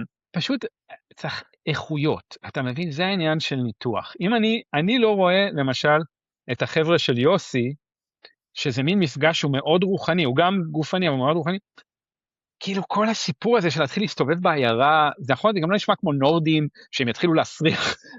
יש כאן סוג מסוים של הוויה, סוג מסוים של סיפור, סוג מסוים של סיפור שאני טען שהוא ארכיטיפי, שיש בו משהו כזה שקשור למה שבני אדם חווים, אז זה מעניין, פשוט להגיד שזה מעניין, ולהשאיר מקום בראש לזה שמחר מסתבר שכל זה היה מבצע של ה-CIA בשביל איזו מטרה מפגרת שאני לא יודע מה, להבריח סמים. באמת? אוקיי, אתה חושב? זה לא יהרוס לי את היום. לא, זה לא מה לי- שאני חושב. זה לא מה שאני חושב, אבל אני יודע שאני לא יודע. אני לא יודע, ואני לא רוצה להתחיל לבנות טילי טילים על דברים שאני לא יודע. אבל שוב, אני לא רוצה להוריד את זה מהשולחן. תמיד יש איזה מקום מדויק לדעתי בעבודה הזאת שהוא מאוד פורה. בלי להקריס שהוא במובן הקוונטי, לא להקריס לאפשרות אחת, אלא לשמר, זה אגב משהו שחוזר בהמון חוויות. שני דברים שונים שאתה אמור לא להכריע ביניהם, אלא איכשהו למצוא את הדרך השלישית, וזה כמובן מאוד קבלי. לחיות עם הפרדוקס הזה.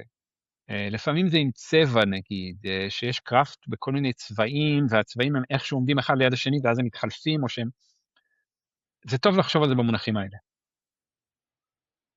כן, אני במקום, בזה, תשמע, אני לא יודע, זה יותר מדי,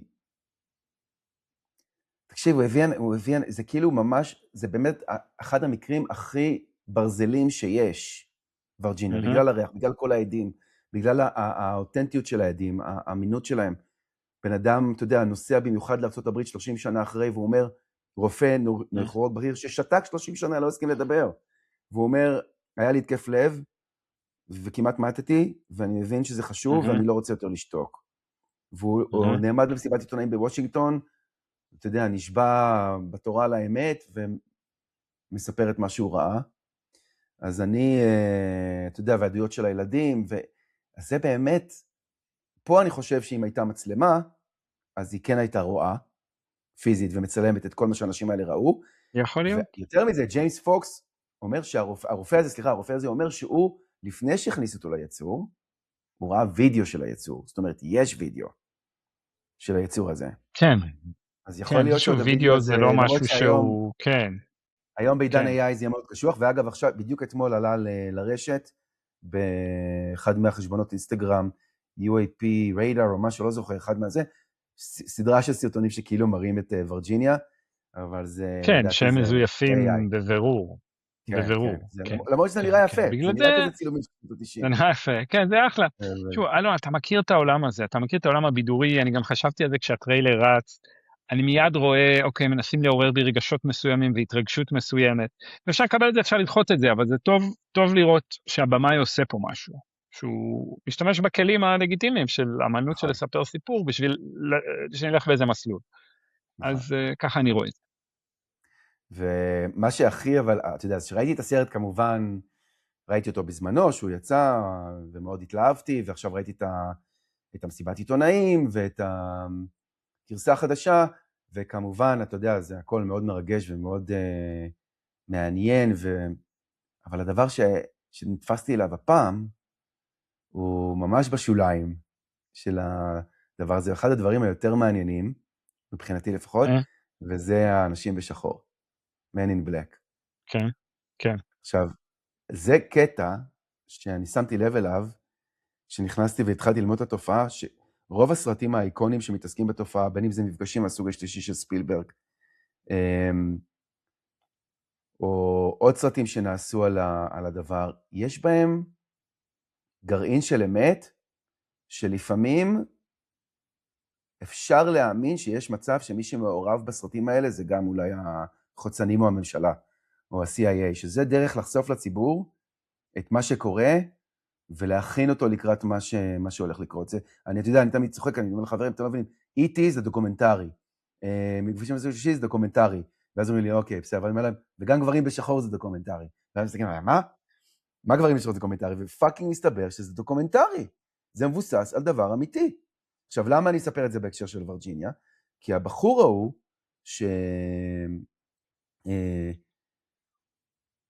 שמצא את הסיגר, והרים את החתיכה של הקראפט, והבין שזה משהו מאוד מיוחד, ואז פתאום בא אליו חייל ונתן לו כזה עם הרובה, ואמר לו, עוף פה מיד, וכשהוא עזב את המקום ונסע, בהתחלה הוא לא רצה לעזוב, הוא עזב את המקום ונסע, הוא עצר בתחנת דלק, ופתאום עצרה מכונית שחורה, בלי לוחיות, ושניים עם חליפות. אני יכול לספר לך את זה, או שאני יכול שנשמע, יש לי את העדות שלו פה, רק את הקטע הזה שמספר את הקטע הזה לגברים בשחור. מה אתה אומר, נצפה? בוא נצפה. בטח, למה לא? למה לא? עדיף שהוא יספר.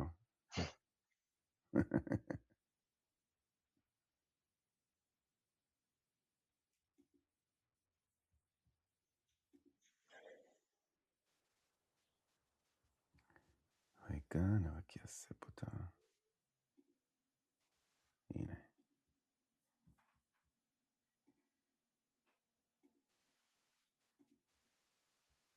Tabelo. Não tinha peso nenhum. Parecia papel alumínio. Aquelas folhas de papel alumínio bem fininhas. E amassei ele. Ao soltá-lo, o que eu tomei um susto gigantesco, ele voltou ao formato normal. Meu Deus, o que é isso? אני לא רואה תרגום.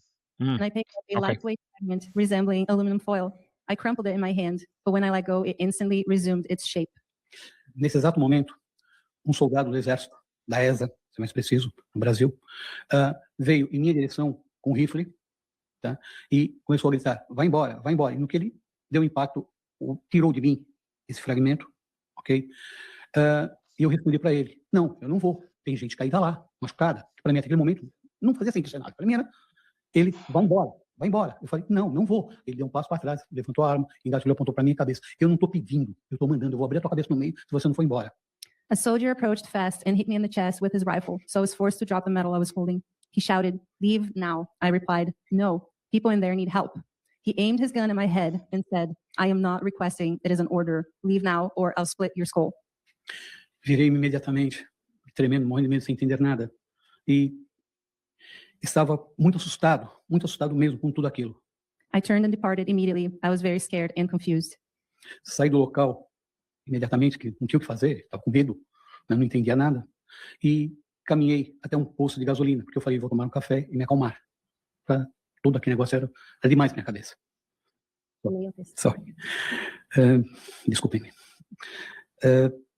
E para me recompor, fui ao posto tomar um café para me recompor.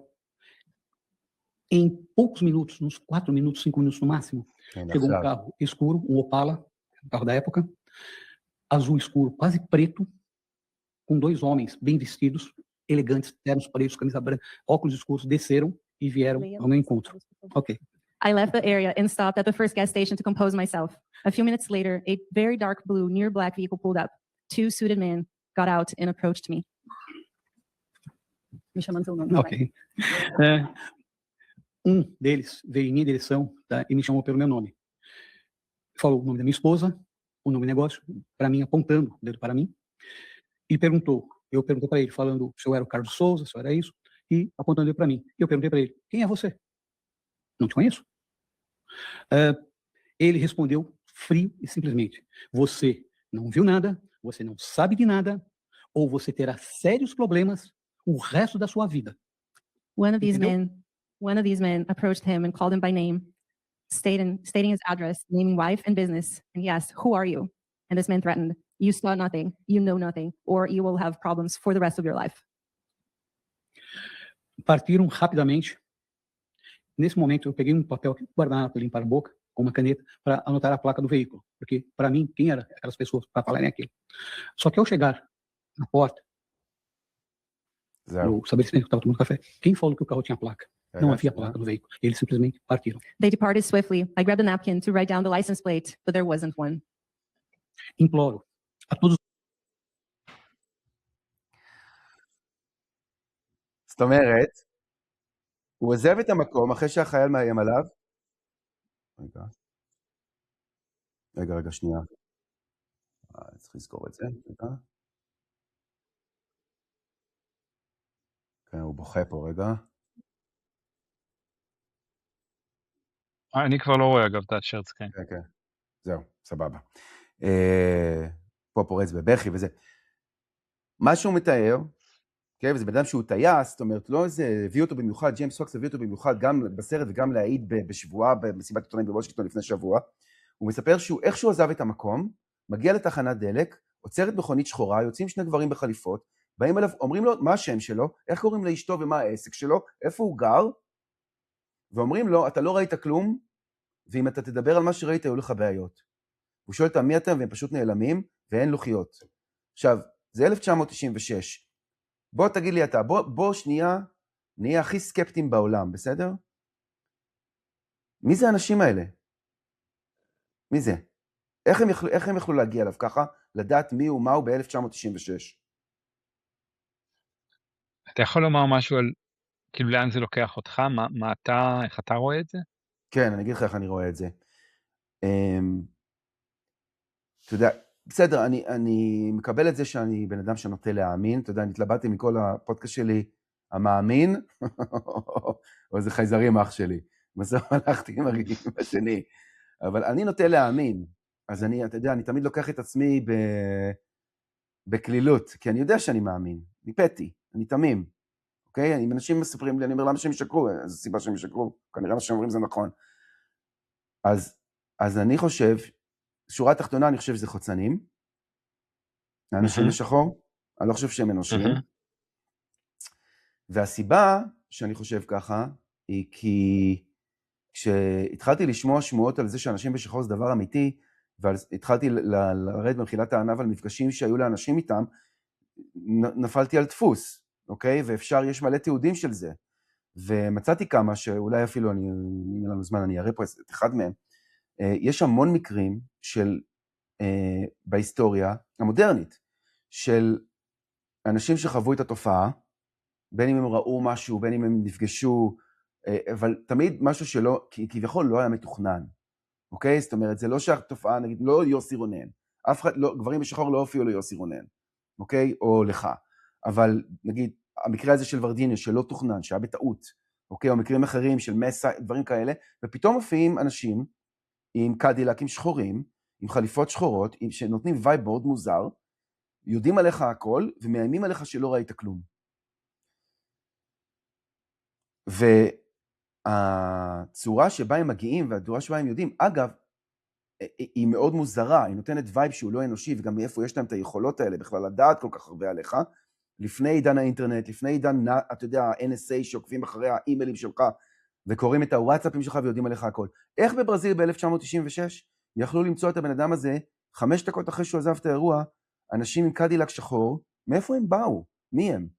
הם אמריקאים, הם Men in Black, זה כאילו, אתה יודע, שהם מופיעים בכל מיני מקומות בעולם, והם תמיד דוברים את השפה, אז מי זה האנשים האלה? זה, מי מאחוריהם? לדעתי, זה החוצנים. עכשיו, אם זה החוצנים, מה הקטע שלכם? אתם מתגלים ליוסי ואומרים לו, הנה האחד, הנה אלוהים, ומצד שני אתם באים לאיים על אנשים שראו אתכם בטעות שזה לא בא לכם טוב? כאילו, what the fuck? עכשיו, באחד המקרים שאספתי, בוא, אתה יודע משהו, יאללה, בוא, כבר התחלנו, בוא נראה את זה. תראה את זה, ואז נדבר על זה. זה פסיכי ברמות. Holy shit. קבל. 43. He lived with his mother Ellen and his stepfather at 784 Broad Street in Bridgeport. It was here that his strange encounters occurred. Bender was known to be somewhat eccentric. He worked as the chief timekeeper at Acme Shearco and filled his attic room with an assortment of 20 chiming clocks that chimed every 15 minutes. This was not the only curiosity that adorned his room. He also had shrunken heads, faux skulls, and his own quirky artwork, and to enhance the atmosphere in his room, he played unnerving sound effects on his record player, dubbing his space the Chamber of Horrors. With the surge of flying saucer sightings in the late 1940s, Bender became fascinated with UFOs and the supernatural, and in 1952, he established the International Flying Saucer Bureau, IFSB.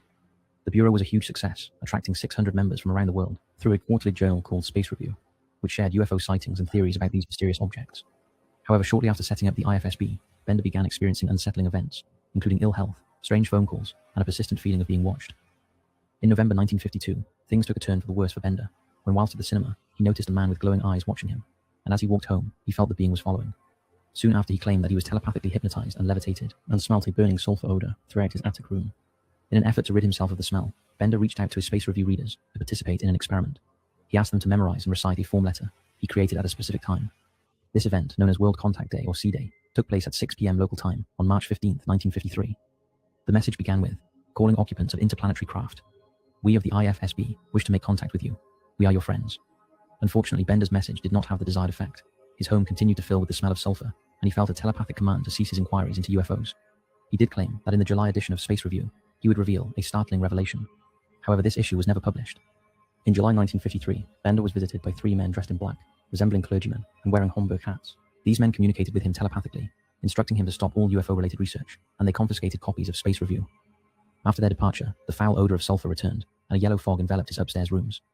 Disturbed by their presence, Bender admitted that he was scared to death and could not eat for days. He continued to experience repeated visits from these men. Bender's experiences were reported in local newspapers. An article titled Mystery Visitors Halt Research, published on November 29, 1953, quotes Bender, stating that 3 men in dark suits flashed credentials showing them to be representatives of a higher authority and posed questions about the International Flying Saucer Bureau. At the time, these visitors were interpreted as government officials. However, years later, Bender revealed that the men in black were not from Earth. Telepathic messages, headaches, and feelings of being stalked led Bender to shut down the IFSB. The final issue of Space Review was published in October 1953, containing a warning. The mystery of the flying saucers.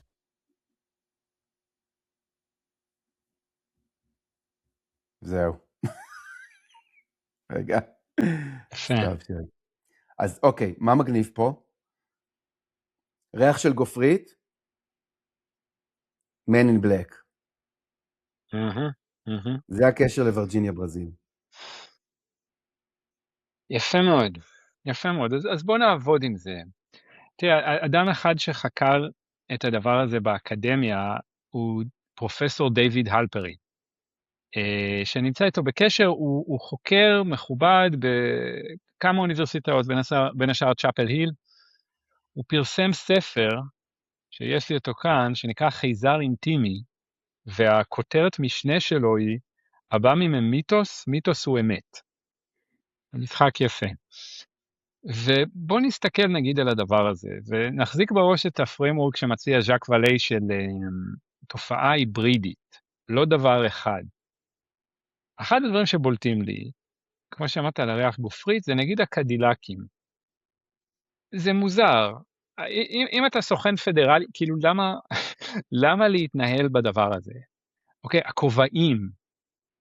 האיכויות האלה הן איכויות של מיתוס, הן איכויות של סיפור, הן איכויות סימבוליות. עכשיו, סיפור זה לא אמת בעיניי, כן? זה הדבר העדין שצריך להחזיק. סיפור זה לא אמת בעיניי. אבל יש כאן משהו ארכיטיפי, יש כאן משהו שעובד עלינו ברבדים עמוקים. אפשר, אם מישהו צופה או מקשיב, לדמיין את זה רגע, לדמיין את הקדילק, לדמיין את האנשים האלה, אם זה לא מפחיד, אם זה לא עושה לכם רע. זה ממש איכות חלומית מסוימת, ואז נגיד שיש לדבר הזה איזשהו קיום מיתי, ואז נגיד שגם יכולים להתלבש על הדבר הזה, נגיד תיקים באפלה, יצירה פופולרית, או הזכרת את MIB, Man in Black הסרט, הם יודעים לעבוד עם זה, הם עובדים עם מיתוסים, ואז הדבר הזה כבר יכול לחלחל לתוך המציאות בכל מיני אופנים מעניינים, המציאות הרגילה, היומיומית, למשל ידוע לגבי משפחות פשע, גנגסטרים, שהם מושפעו מהסופרנוז, הם מושפעו מהסנדק, הם מושפעו מהמיתוס שנוצר עליהם. ואז, שוב, ולהחזיק את זה מבלי להגיד, אוקיי, זה הכל סיפור, לא, או זה הכל סוכניות מודיעין, גם לא. אלא יש כאן איזושהי איכות בחיי אדם שקשורה לנרטיב, שקשורה לסיפור. ושוב, יש לנו את הדבר המודרני המאוד שגוי הזה לדעתי, של אי הבנה מה זה סיפור, ואי הבנה מה זה מיתוס ומה זה המציאות שלו. יש את האמירה, לכל אדם יש מיתוס, והמיתוס הכי גדול זה שאין לך מיתוס. מי שצופה את זה וחושב, טוב, אני רציונלי ואני מבין רק בעובדות, זה לא עומד בחקירה הפילוסופית הכי בסיסית. מה זה עובדות? מה זה מדע? זה כל דברים שפילוסופים של המדע, כמובן, זה בייסיק של הבייסיק של קאנט וכו'. אז כל אחד מכאן פועל איזשהו מיתוס. זה לא אומר שהכל אותו דבר, זה לא אומר שאין דבר כזה שקרים, זה לא אומר שאין דבר כזה הונאות. אבל Man in Black זה דוגמה טובה לסוג של תופעה שיש לה קשר אולי לאיזשהו אימה מסמכות, ומשהו שעובד באזורים האלה.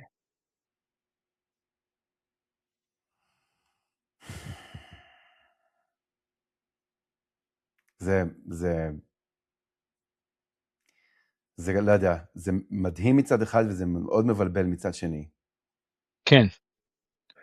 כן, ושוב, האימון הקבלי ובכלל של שיטות אזוטריות, ואנחנו מהמעט שאנחנו יודעים על מיסטרי סקולס היסטוריים, המון מהאימון היה לחיות בפרדוקס, המון מהאימון היה לחיות עם חוסר ידיעה, כי זה סופר פאוור, כי מי שיודע לעשות את זה, אז זה משהו זה, ואז לחיות עם זה ולא להניח את זה בצד, אלא לתת לזה להפעיל אותך, לתת לזה, אם זה מתאים לך, למשוך את החקירה שלך, להיות זה, מבלי שכאילו אנחנו יודעים זה או זה. זה משהו שיכול להיות מאוד פורה, וגם אם נהיה מאוד כיפי גם, כאילו זה כיף. נכון, זה באמת כיף. זה כיף. לעסוק במופלא זה כיף. וזה בהחלט מופלא. כיף וחשוב. למרות כי אתה יודע, החוויה שלו, אני לא חושב, להיות מאוים על ידי אנשים שנותנים וייב שהם לא אנושיים, זה לא נראה לי כל כך כיף. אני מפריד את זה מהחוויה. החוויה היא משהו אחר, ואגב, אני ממליץ על... כן, יש, אתה יודע מה, לא ניכנס לזה. יש כל מיני סיפורים כאלה ומאוד חזקים, וגם מודרניים, ובאמת על ידי אנשים אמינים עליי, שכל מיני דברים כאלה, או בני דוד שלהם, משהו דומה להם מתרחש. אז זה מעניין. זה מזכיר גם, אתה יודע, את הגברים בשחור עם הוואי במוזר, זה גם מזכיר את הסיפורי נורדים, שהתחלנו את השיחה איתם. כן. אחד הסיפורים של ריצ'רד דולן הטובים, זה שניגשה עליו מישהי באיזה כנס כזה, Contact in the Desert, ואישה זקנה, ואמרה לו שכשהיא הייתה ילדה, היא גרה בעיירה קטנה, והם היו בכנסייה כל יום ראשון, כמו תמיד, כל העיירה באים לכנסייה, ופתאום הופיעו זוג גבוה, בלונדינים יפהפיים, עם חליפות כחולות מבגדים שאף אחד לא ראה בחיים, והתיישבו שם, ואף אחד לא הבין מה הם קשורים בכלל, והיא פתאום התחילה לשמוע אותם בתוך הראש, מדברים ביניהם, ופתאום האישה אומרת לגבר, אוי, היא קולטת אותנו, היא שומעת אותנו. ואז היא הסתכלה עליהם, הסתובבה אחורה, הסתכלה עליהם, הם קמו ללכת, היא התחילה ללכת אחריהם, והם הלכו לכיוון יער, מין, אתה יודע, הדשא, וכאילו לתוך עצים, ופשוט באו להיכנס לתוך העצים, וכשהיא עקבה אחריהם, יצא מתוך העצים איש בשחור, וכאילו, אם, אתה יודעת, שהם כאילו, אתה יודע, עשו לו כזה כן עם הראש, ונכנסו לתוך היער, והוא כאילו דאג שהיא לא תתקרב. כן, זה מזכיר לי עוד סיפור טוב על גברים בשחור, יש לפיטר לבנדה, שהוא המחבר של כמה ספרים חשובים בתחום, והוא קשור ל-To the Stars Academy. מי שרוצה שיחפש פיטר לבנדה, Man in Black, סיפור מאוד מוצלח על שהוא כסיפור, תמיד יש לדברים האלה איכות סיפורית, שכאילו מנסים להתחמק ממנה, כי אם זה סיפור זה לא אמיתי. אבל לא, כאילו, אז יש לו גם סיפור מוצלח מהסוג הזה, שמותיר אותך ככה עם התחושות העמומות האלה. אז זהו, הפרטים אני לא זה, אבל משהו מאוד מוזר, שהיה לו מין מפגש כזה, ו30 שנה אחר כך בשדה תעופה בסינגפור, הוא פשוט ראה את הבן אדם עוד פעם, הוא חייך אליו, והוא המשיך ללכת. הוא ניסה ללכת אחריו בשדה תעופה, ואיבד אותו. זה מאוד מעניין, ובגלל זה, אתה יודע, אנשים בתחום שלנו לפעמים קופצים כנשוכי נחש, כשאומר, בוא ננתח את זה כמו חלום, אז אתה חושב שזה לא אמיתי.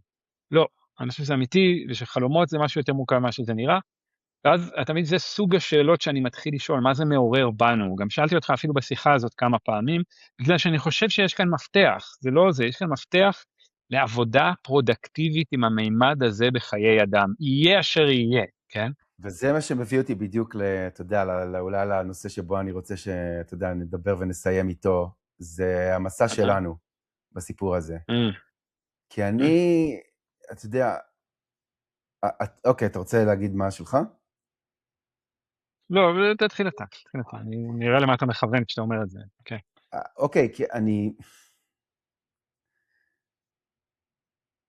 אני שואל את עצמי הרבה פעמים, למה? נזכר, למה אני בכלל מתעסק בזה, בכזו אובססיביות? אתה יודע, באיזה קטע? אתה יודע, זה יכולות להיות הסיבות הפרוזאיות, שיש לי זמן ויש לי פנאי, וברוך השם יש לי כסף, כי כסף לא מרוויחים מזה. כידוע. כדי לעסוק בזה,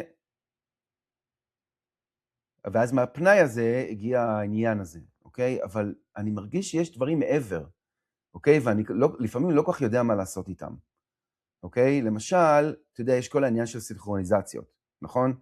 שאנשים, גם בתחום האופולוגיה וגם בתחום הרוחניות בכלל, מייחסים לו המון חשיבות, שזה מין שאם אתה כאילו שם לב לסינכרוניזציות, ואתה נכנס לאיזשהו תדר של, אתה יודע, זוכר, פעם יצא ספר, The Celestian Prophecy, מי שזוכר על לשים לב לסינכרוניזציות, וככל שאתה כאילו שם לב יותר, ואתה יותר אינטון, אתה כאילו מובל על ידי איזשהו כוח אלוהי להגשמת ייעודך. אולי אני מסתכל על זה בצורה קצת יותר מדי רומנטית. וכשאני כתבתי את הכתבה הראשונה במאקו, התחילו לי שורה של סינכרוניזציות שהבילו אותי לאירועי קצה מבחינתי. אוקיי? לא מפגש ישיר עם התופעה, שזה אולי אירוע קצה, אבל דבר שהכי קרוב שקרה לי, שדומה לזה, זה התחיל מזה שכתבתי את הכתבה, ואז האנשים בעולם האופולוגיה בארץ התחילו לפנות אליי, שבכלל לא ידעתי שקיים עולם כזה, אני פשוט פרסמתי כתבה. פתאום אני מגלה שיש סצנה מאוד ענפה בארץ. ופונה אליי דן יעקבי, שהוא אחד המתנסים השנויים במחלוקת ביותר, אבל גם הכי מפורסמים בעולם האופולוגיה בארץ, הוא זה שמצא את כל האבנים האלה הסיליקוניות, הוא היה המרואיין הראשון שלי לפודקאסט, ואז בסוף הרעיון הוא נתן לי את אחת מהאבנים הכסופות האלה שהוא טוען שהוא מצא באתרי נחיתה, שפרופסור ג'רי טני עשה על איזה בדיקות, ומצא שם ממצאים חריגים, שמוכיחים לטענתו, שזה לא יצור אנושי, זה מיוצר, אבל לא על ידי בני אדם, ואז אני את האבן הזו, יומיים אחרי הרעיון הזה, טסתי חזרה לטקסס, נסעתי איתה לפסטיבל, בפסטיבל הזה פגשתי מישהו שהחזיק את האבן, ואמרה לי שלדעתה זה מאיפשהו, והיא מאנגליה, ואמרה לי תבוא לאנגליה, כדי להביא את האבן למעגל תבואה, ואז אני כזרימה אמרתי אוקיי, ופשוט טסתי, בלי שום, אתה יודע, לאנגליה, ועם האבנים האלה, והיה לי יומיים בסך הכל להיות שם, כי הייתי בדרך לישראל, ולא היה מעגלי תבואה חדשים, אז לקחתי את האבן, ומישהו הפנה אותי, אמר לי, טוב, אם אין לך מה לעשות, לך תראה את המעגל אבנים המגליטיות האלה, שנקרא אייברי, שזה לא סטונהדג', זה ליד, אבל זה משהו אחר, שאני לא יודעת יש הרבה, כן. ואני עומד שם במעגלי אבנים כאלה, אתה יודע, מגליטיות ענקיות, ופתאום נחתה עליי הרוח, והתיישבתי עם האבנים של דן נתן לי שני סוגים, ישבתי למדיטציה ואמרתי, אשכרה חוצנים, אם אתם פה, בבקשה תקשיבו לי, תביאו לי מחרת מעגל תבואה, יש לי עוד יום אחד פה, כשאני אוכל, יאללה, let's fucking go. ואפילו צילמתי את זה, כי אמרתי, זה יצחיק אותי אם זה באמת יקרה. לא אמרתי שבאמת יקרה משהו, אבל אמרתי, אם יקרה, שיהיה לי מצולם, מה אכפת לי? ותקשיב, למחרת הופיע מעגל תבואה, אוקיי? ולא רק שהוא הופיע, אלא שאני, כדי להגיע אליו, קראו לי שורה של אירועים הזויים, כמו שני פאנצ'רים, שאתה תקוע, עם פאנצ'ר שני אתה גמור, כאילו אין לך יותר מה לעשות, אבל הפאנצ'ר השני קרה לי ליד בית של אנשים שלקחו אותי למעגל תבואה, בלעדיהם לא הייתי מגיע אליו, אוקיי? וכשהגעתי למעגל תבואה הייתי צריך להרים דרון, כי לא הצלחנו למצוא אותו, ושעשיתי סיבוב בדרון, ב-360, כאילו, הוא עושה סיבוב, פתאום בסוף הסיבוב, המעגל תבואה נכנס לפריים, ואנחנו עומדים, מסתכלים על המסך של הדרון, אצלי ביד, כן? וצועקים, וואי, הנה זה, ובתוך המסך אנחנו רואים את הטרקטור של החוואי, מתחיל להרוס את המעגל תבואה. בשנייה הזאת, תחשוב, זה רגע דרמטי זה. כן? כן. והוא הרס כמעט את כולו, הוא השאיר כמה קרניים כאילו של ירח, יש שם שני ירחים וכדור וכל מיני עניינים, הוא השאיר שם זה, ואני אחרי זה הלכתי ועמדתי בתוך השאריות של זה וצילמתי, אני היחיד בעולם שעמד, אוקיי? אז כאילו זה אירוע קצה, אני באותו יום הרגשתי, כתבתי אחרי זה, תיארתי את תיאור האירועים לחברים במופון בטקסט, ואמרתי להם, יש חייזרים, יש אלוהים, האבנים הם חייזריות, כאילו הייתי לגמרי שם, אתה מבין? הייתי כאילו באורות, אוקיי? ואחר כך קרו עוד כל מיני דברים, האבנים שניות במחלוקת, ויכול להיות שזה היה בכלל מתיחה, ואת המעגל תבואה עליי בכלל עשו בני אדם, ולא חייזרים, אבל אני עברתי חוויית קצה. אוקיי? שבה הסינכרונים הובילו אותי לאחת החוויות הכי... ואתה יודע, כשהייתי באיטליה עם מתנסים, אז אמרו לי, כשסיפרתי את הסיפור, אמרו לי, אתה מתנסה. You're an experiencer. מה שאתה מתאר זה experience. ומאז אני כאילו באיזה מין כזה, אוקיי, מה אתם רוצים מהחיים שלי? מה אתם רוצים מחיי? בטח. כאילו, אתם מביאים אותי למעגל תבואה, אתם זה, אחר כך פתאום זה, אחר כך פתאום זה, פתאום, אתה יודע, זה לא אמיתי, זה קשקוש, זה פה אני, אתה יודע, אני מרגיש פתאום שאני אעבוד, זה ממש מרגיש כמו מערכת יחסים עם סוג של אלוהים בעצם, נכון? כי אני כאילו מתייחס אליהם כאילו הם אלוהים. כאילו, יש לכם איזושהי מין יכולת לכוון אותי, לצפות ממני לדברים, להוביל אותי למקומות מסוימים, אני כאילו אומר, אני שואל את עצמי, אוקיי, למה אני עושה את כל זה? אז התשובה שאני נותן זה, אני רוצה להרים לאנושות. אני רוצה להרים את התדר האנושי, לפתוח לאנשים את הידע, שיש דברים מופלאים בעולם שהם מעבר לתפיסתם, ובשאיפה שזה יגרום להם להיות קצת פחות עסוקים בביבי כוח כבוד כסף עזה 7 באוקטובר. כאילו רעיון שאם כולם במזרח התיכון ידעו מה שאני יודע על התופעה, על חייזרים, על אלוהים רוחניות, הם פחות יריבו על אדמה, ועל אלוהים של מי צודק, ופחות יסנאו אחד את השני. ואז אני אומר לעצמי, אתה סתם, כאילו, אתה במאניה, אתה חי בסרט, כאילו, מה? להרים לאנושות, כאילו, אין לך, משעמם לך? כאילו, לך תעשה אודישן, תכתוב, כאילו, תתפרנ... מה? סתום את הפה. זהו. מאוד אהבתי איך שתיארת את זה, חוץ מהסתום את הפה. אל תסתום את הפה, בעיניי. תראה, זה סיפור נהדר, סיפור אקספריאנסר נהדר, בין השאר בגלל האיכות של הספק, שאומרת רגע, אבל האבנים האלה זה פלסטיק סיני, ואז אומרים לך, זה בכל זאת אקספריאנס, כי אתה חווית משהו.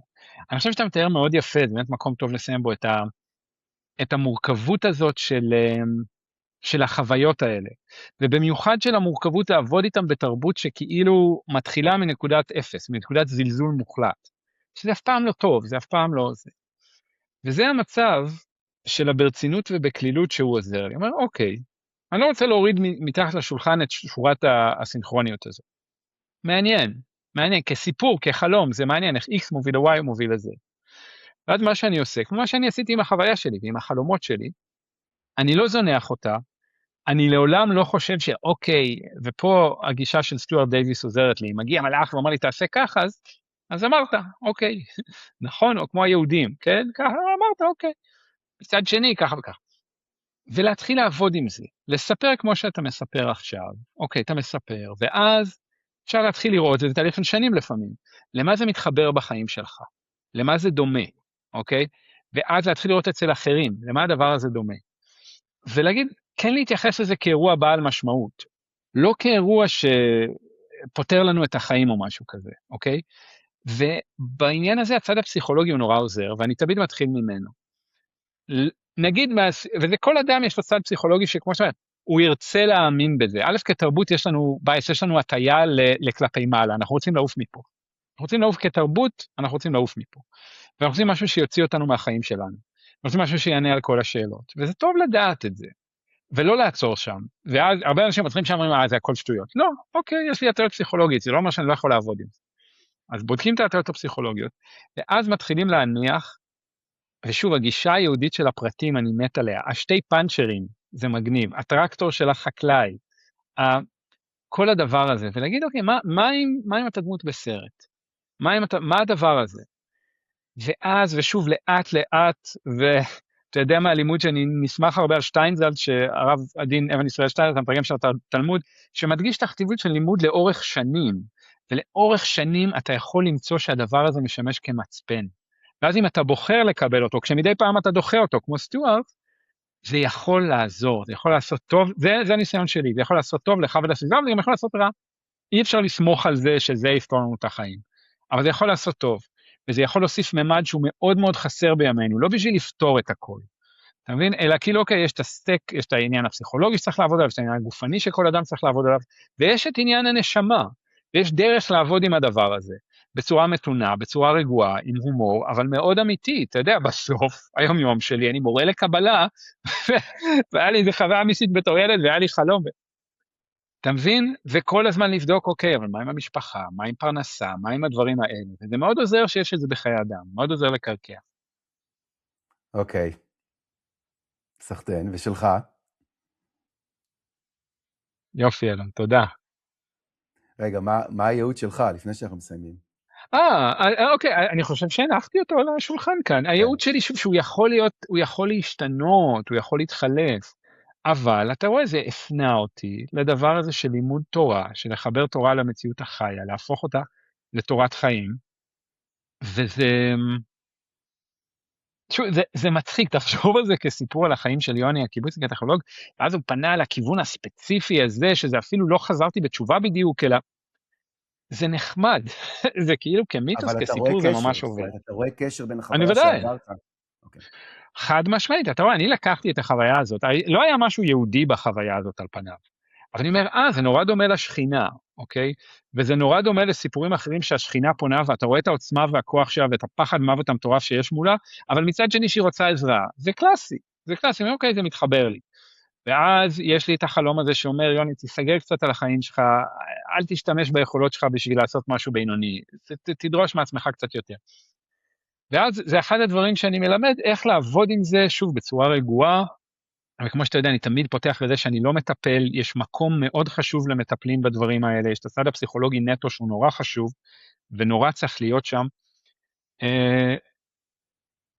ואז זה יכול לשמש כמצפן חיובי וטוב, שכל הזמן אני בודק, זה טוב לילדות שלי מה אני עושה, זה טוב לסביבה שלי, וזה טוב לי, ליוני, לא ליוני השמימי, יוני שסטוארט מפנה אליו, יוני עם הגוף פה בחיים שלו.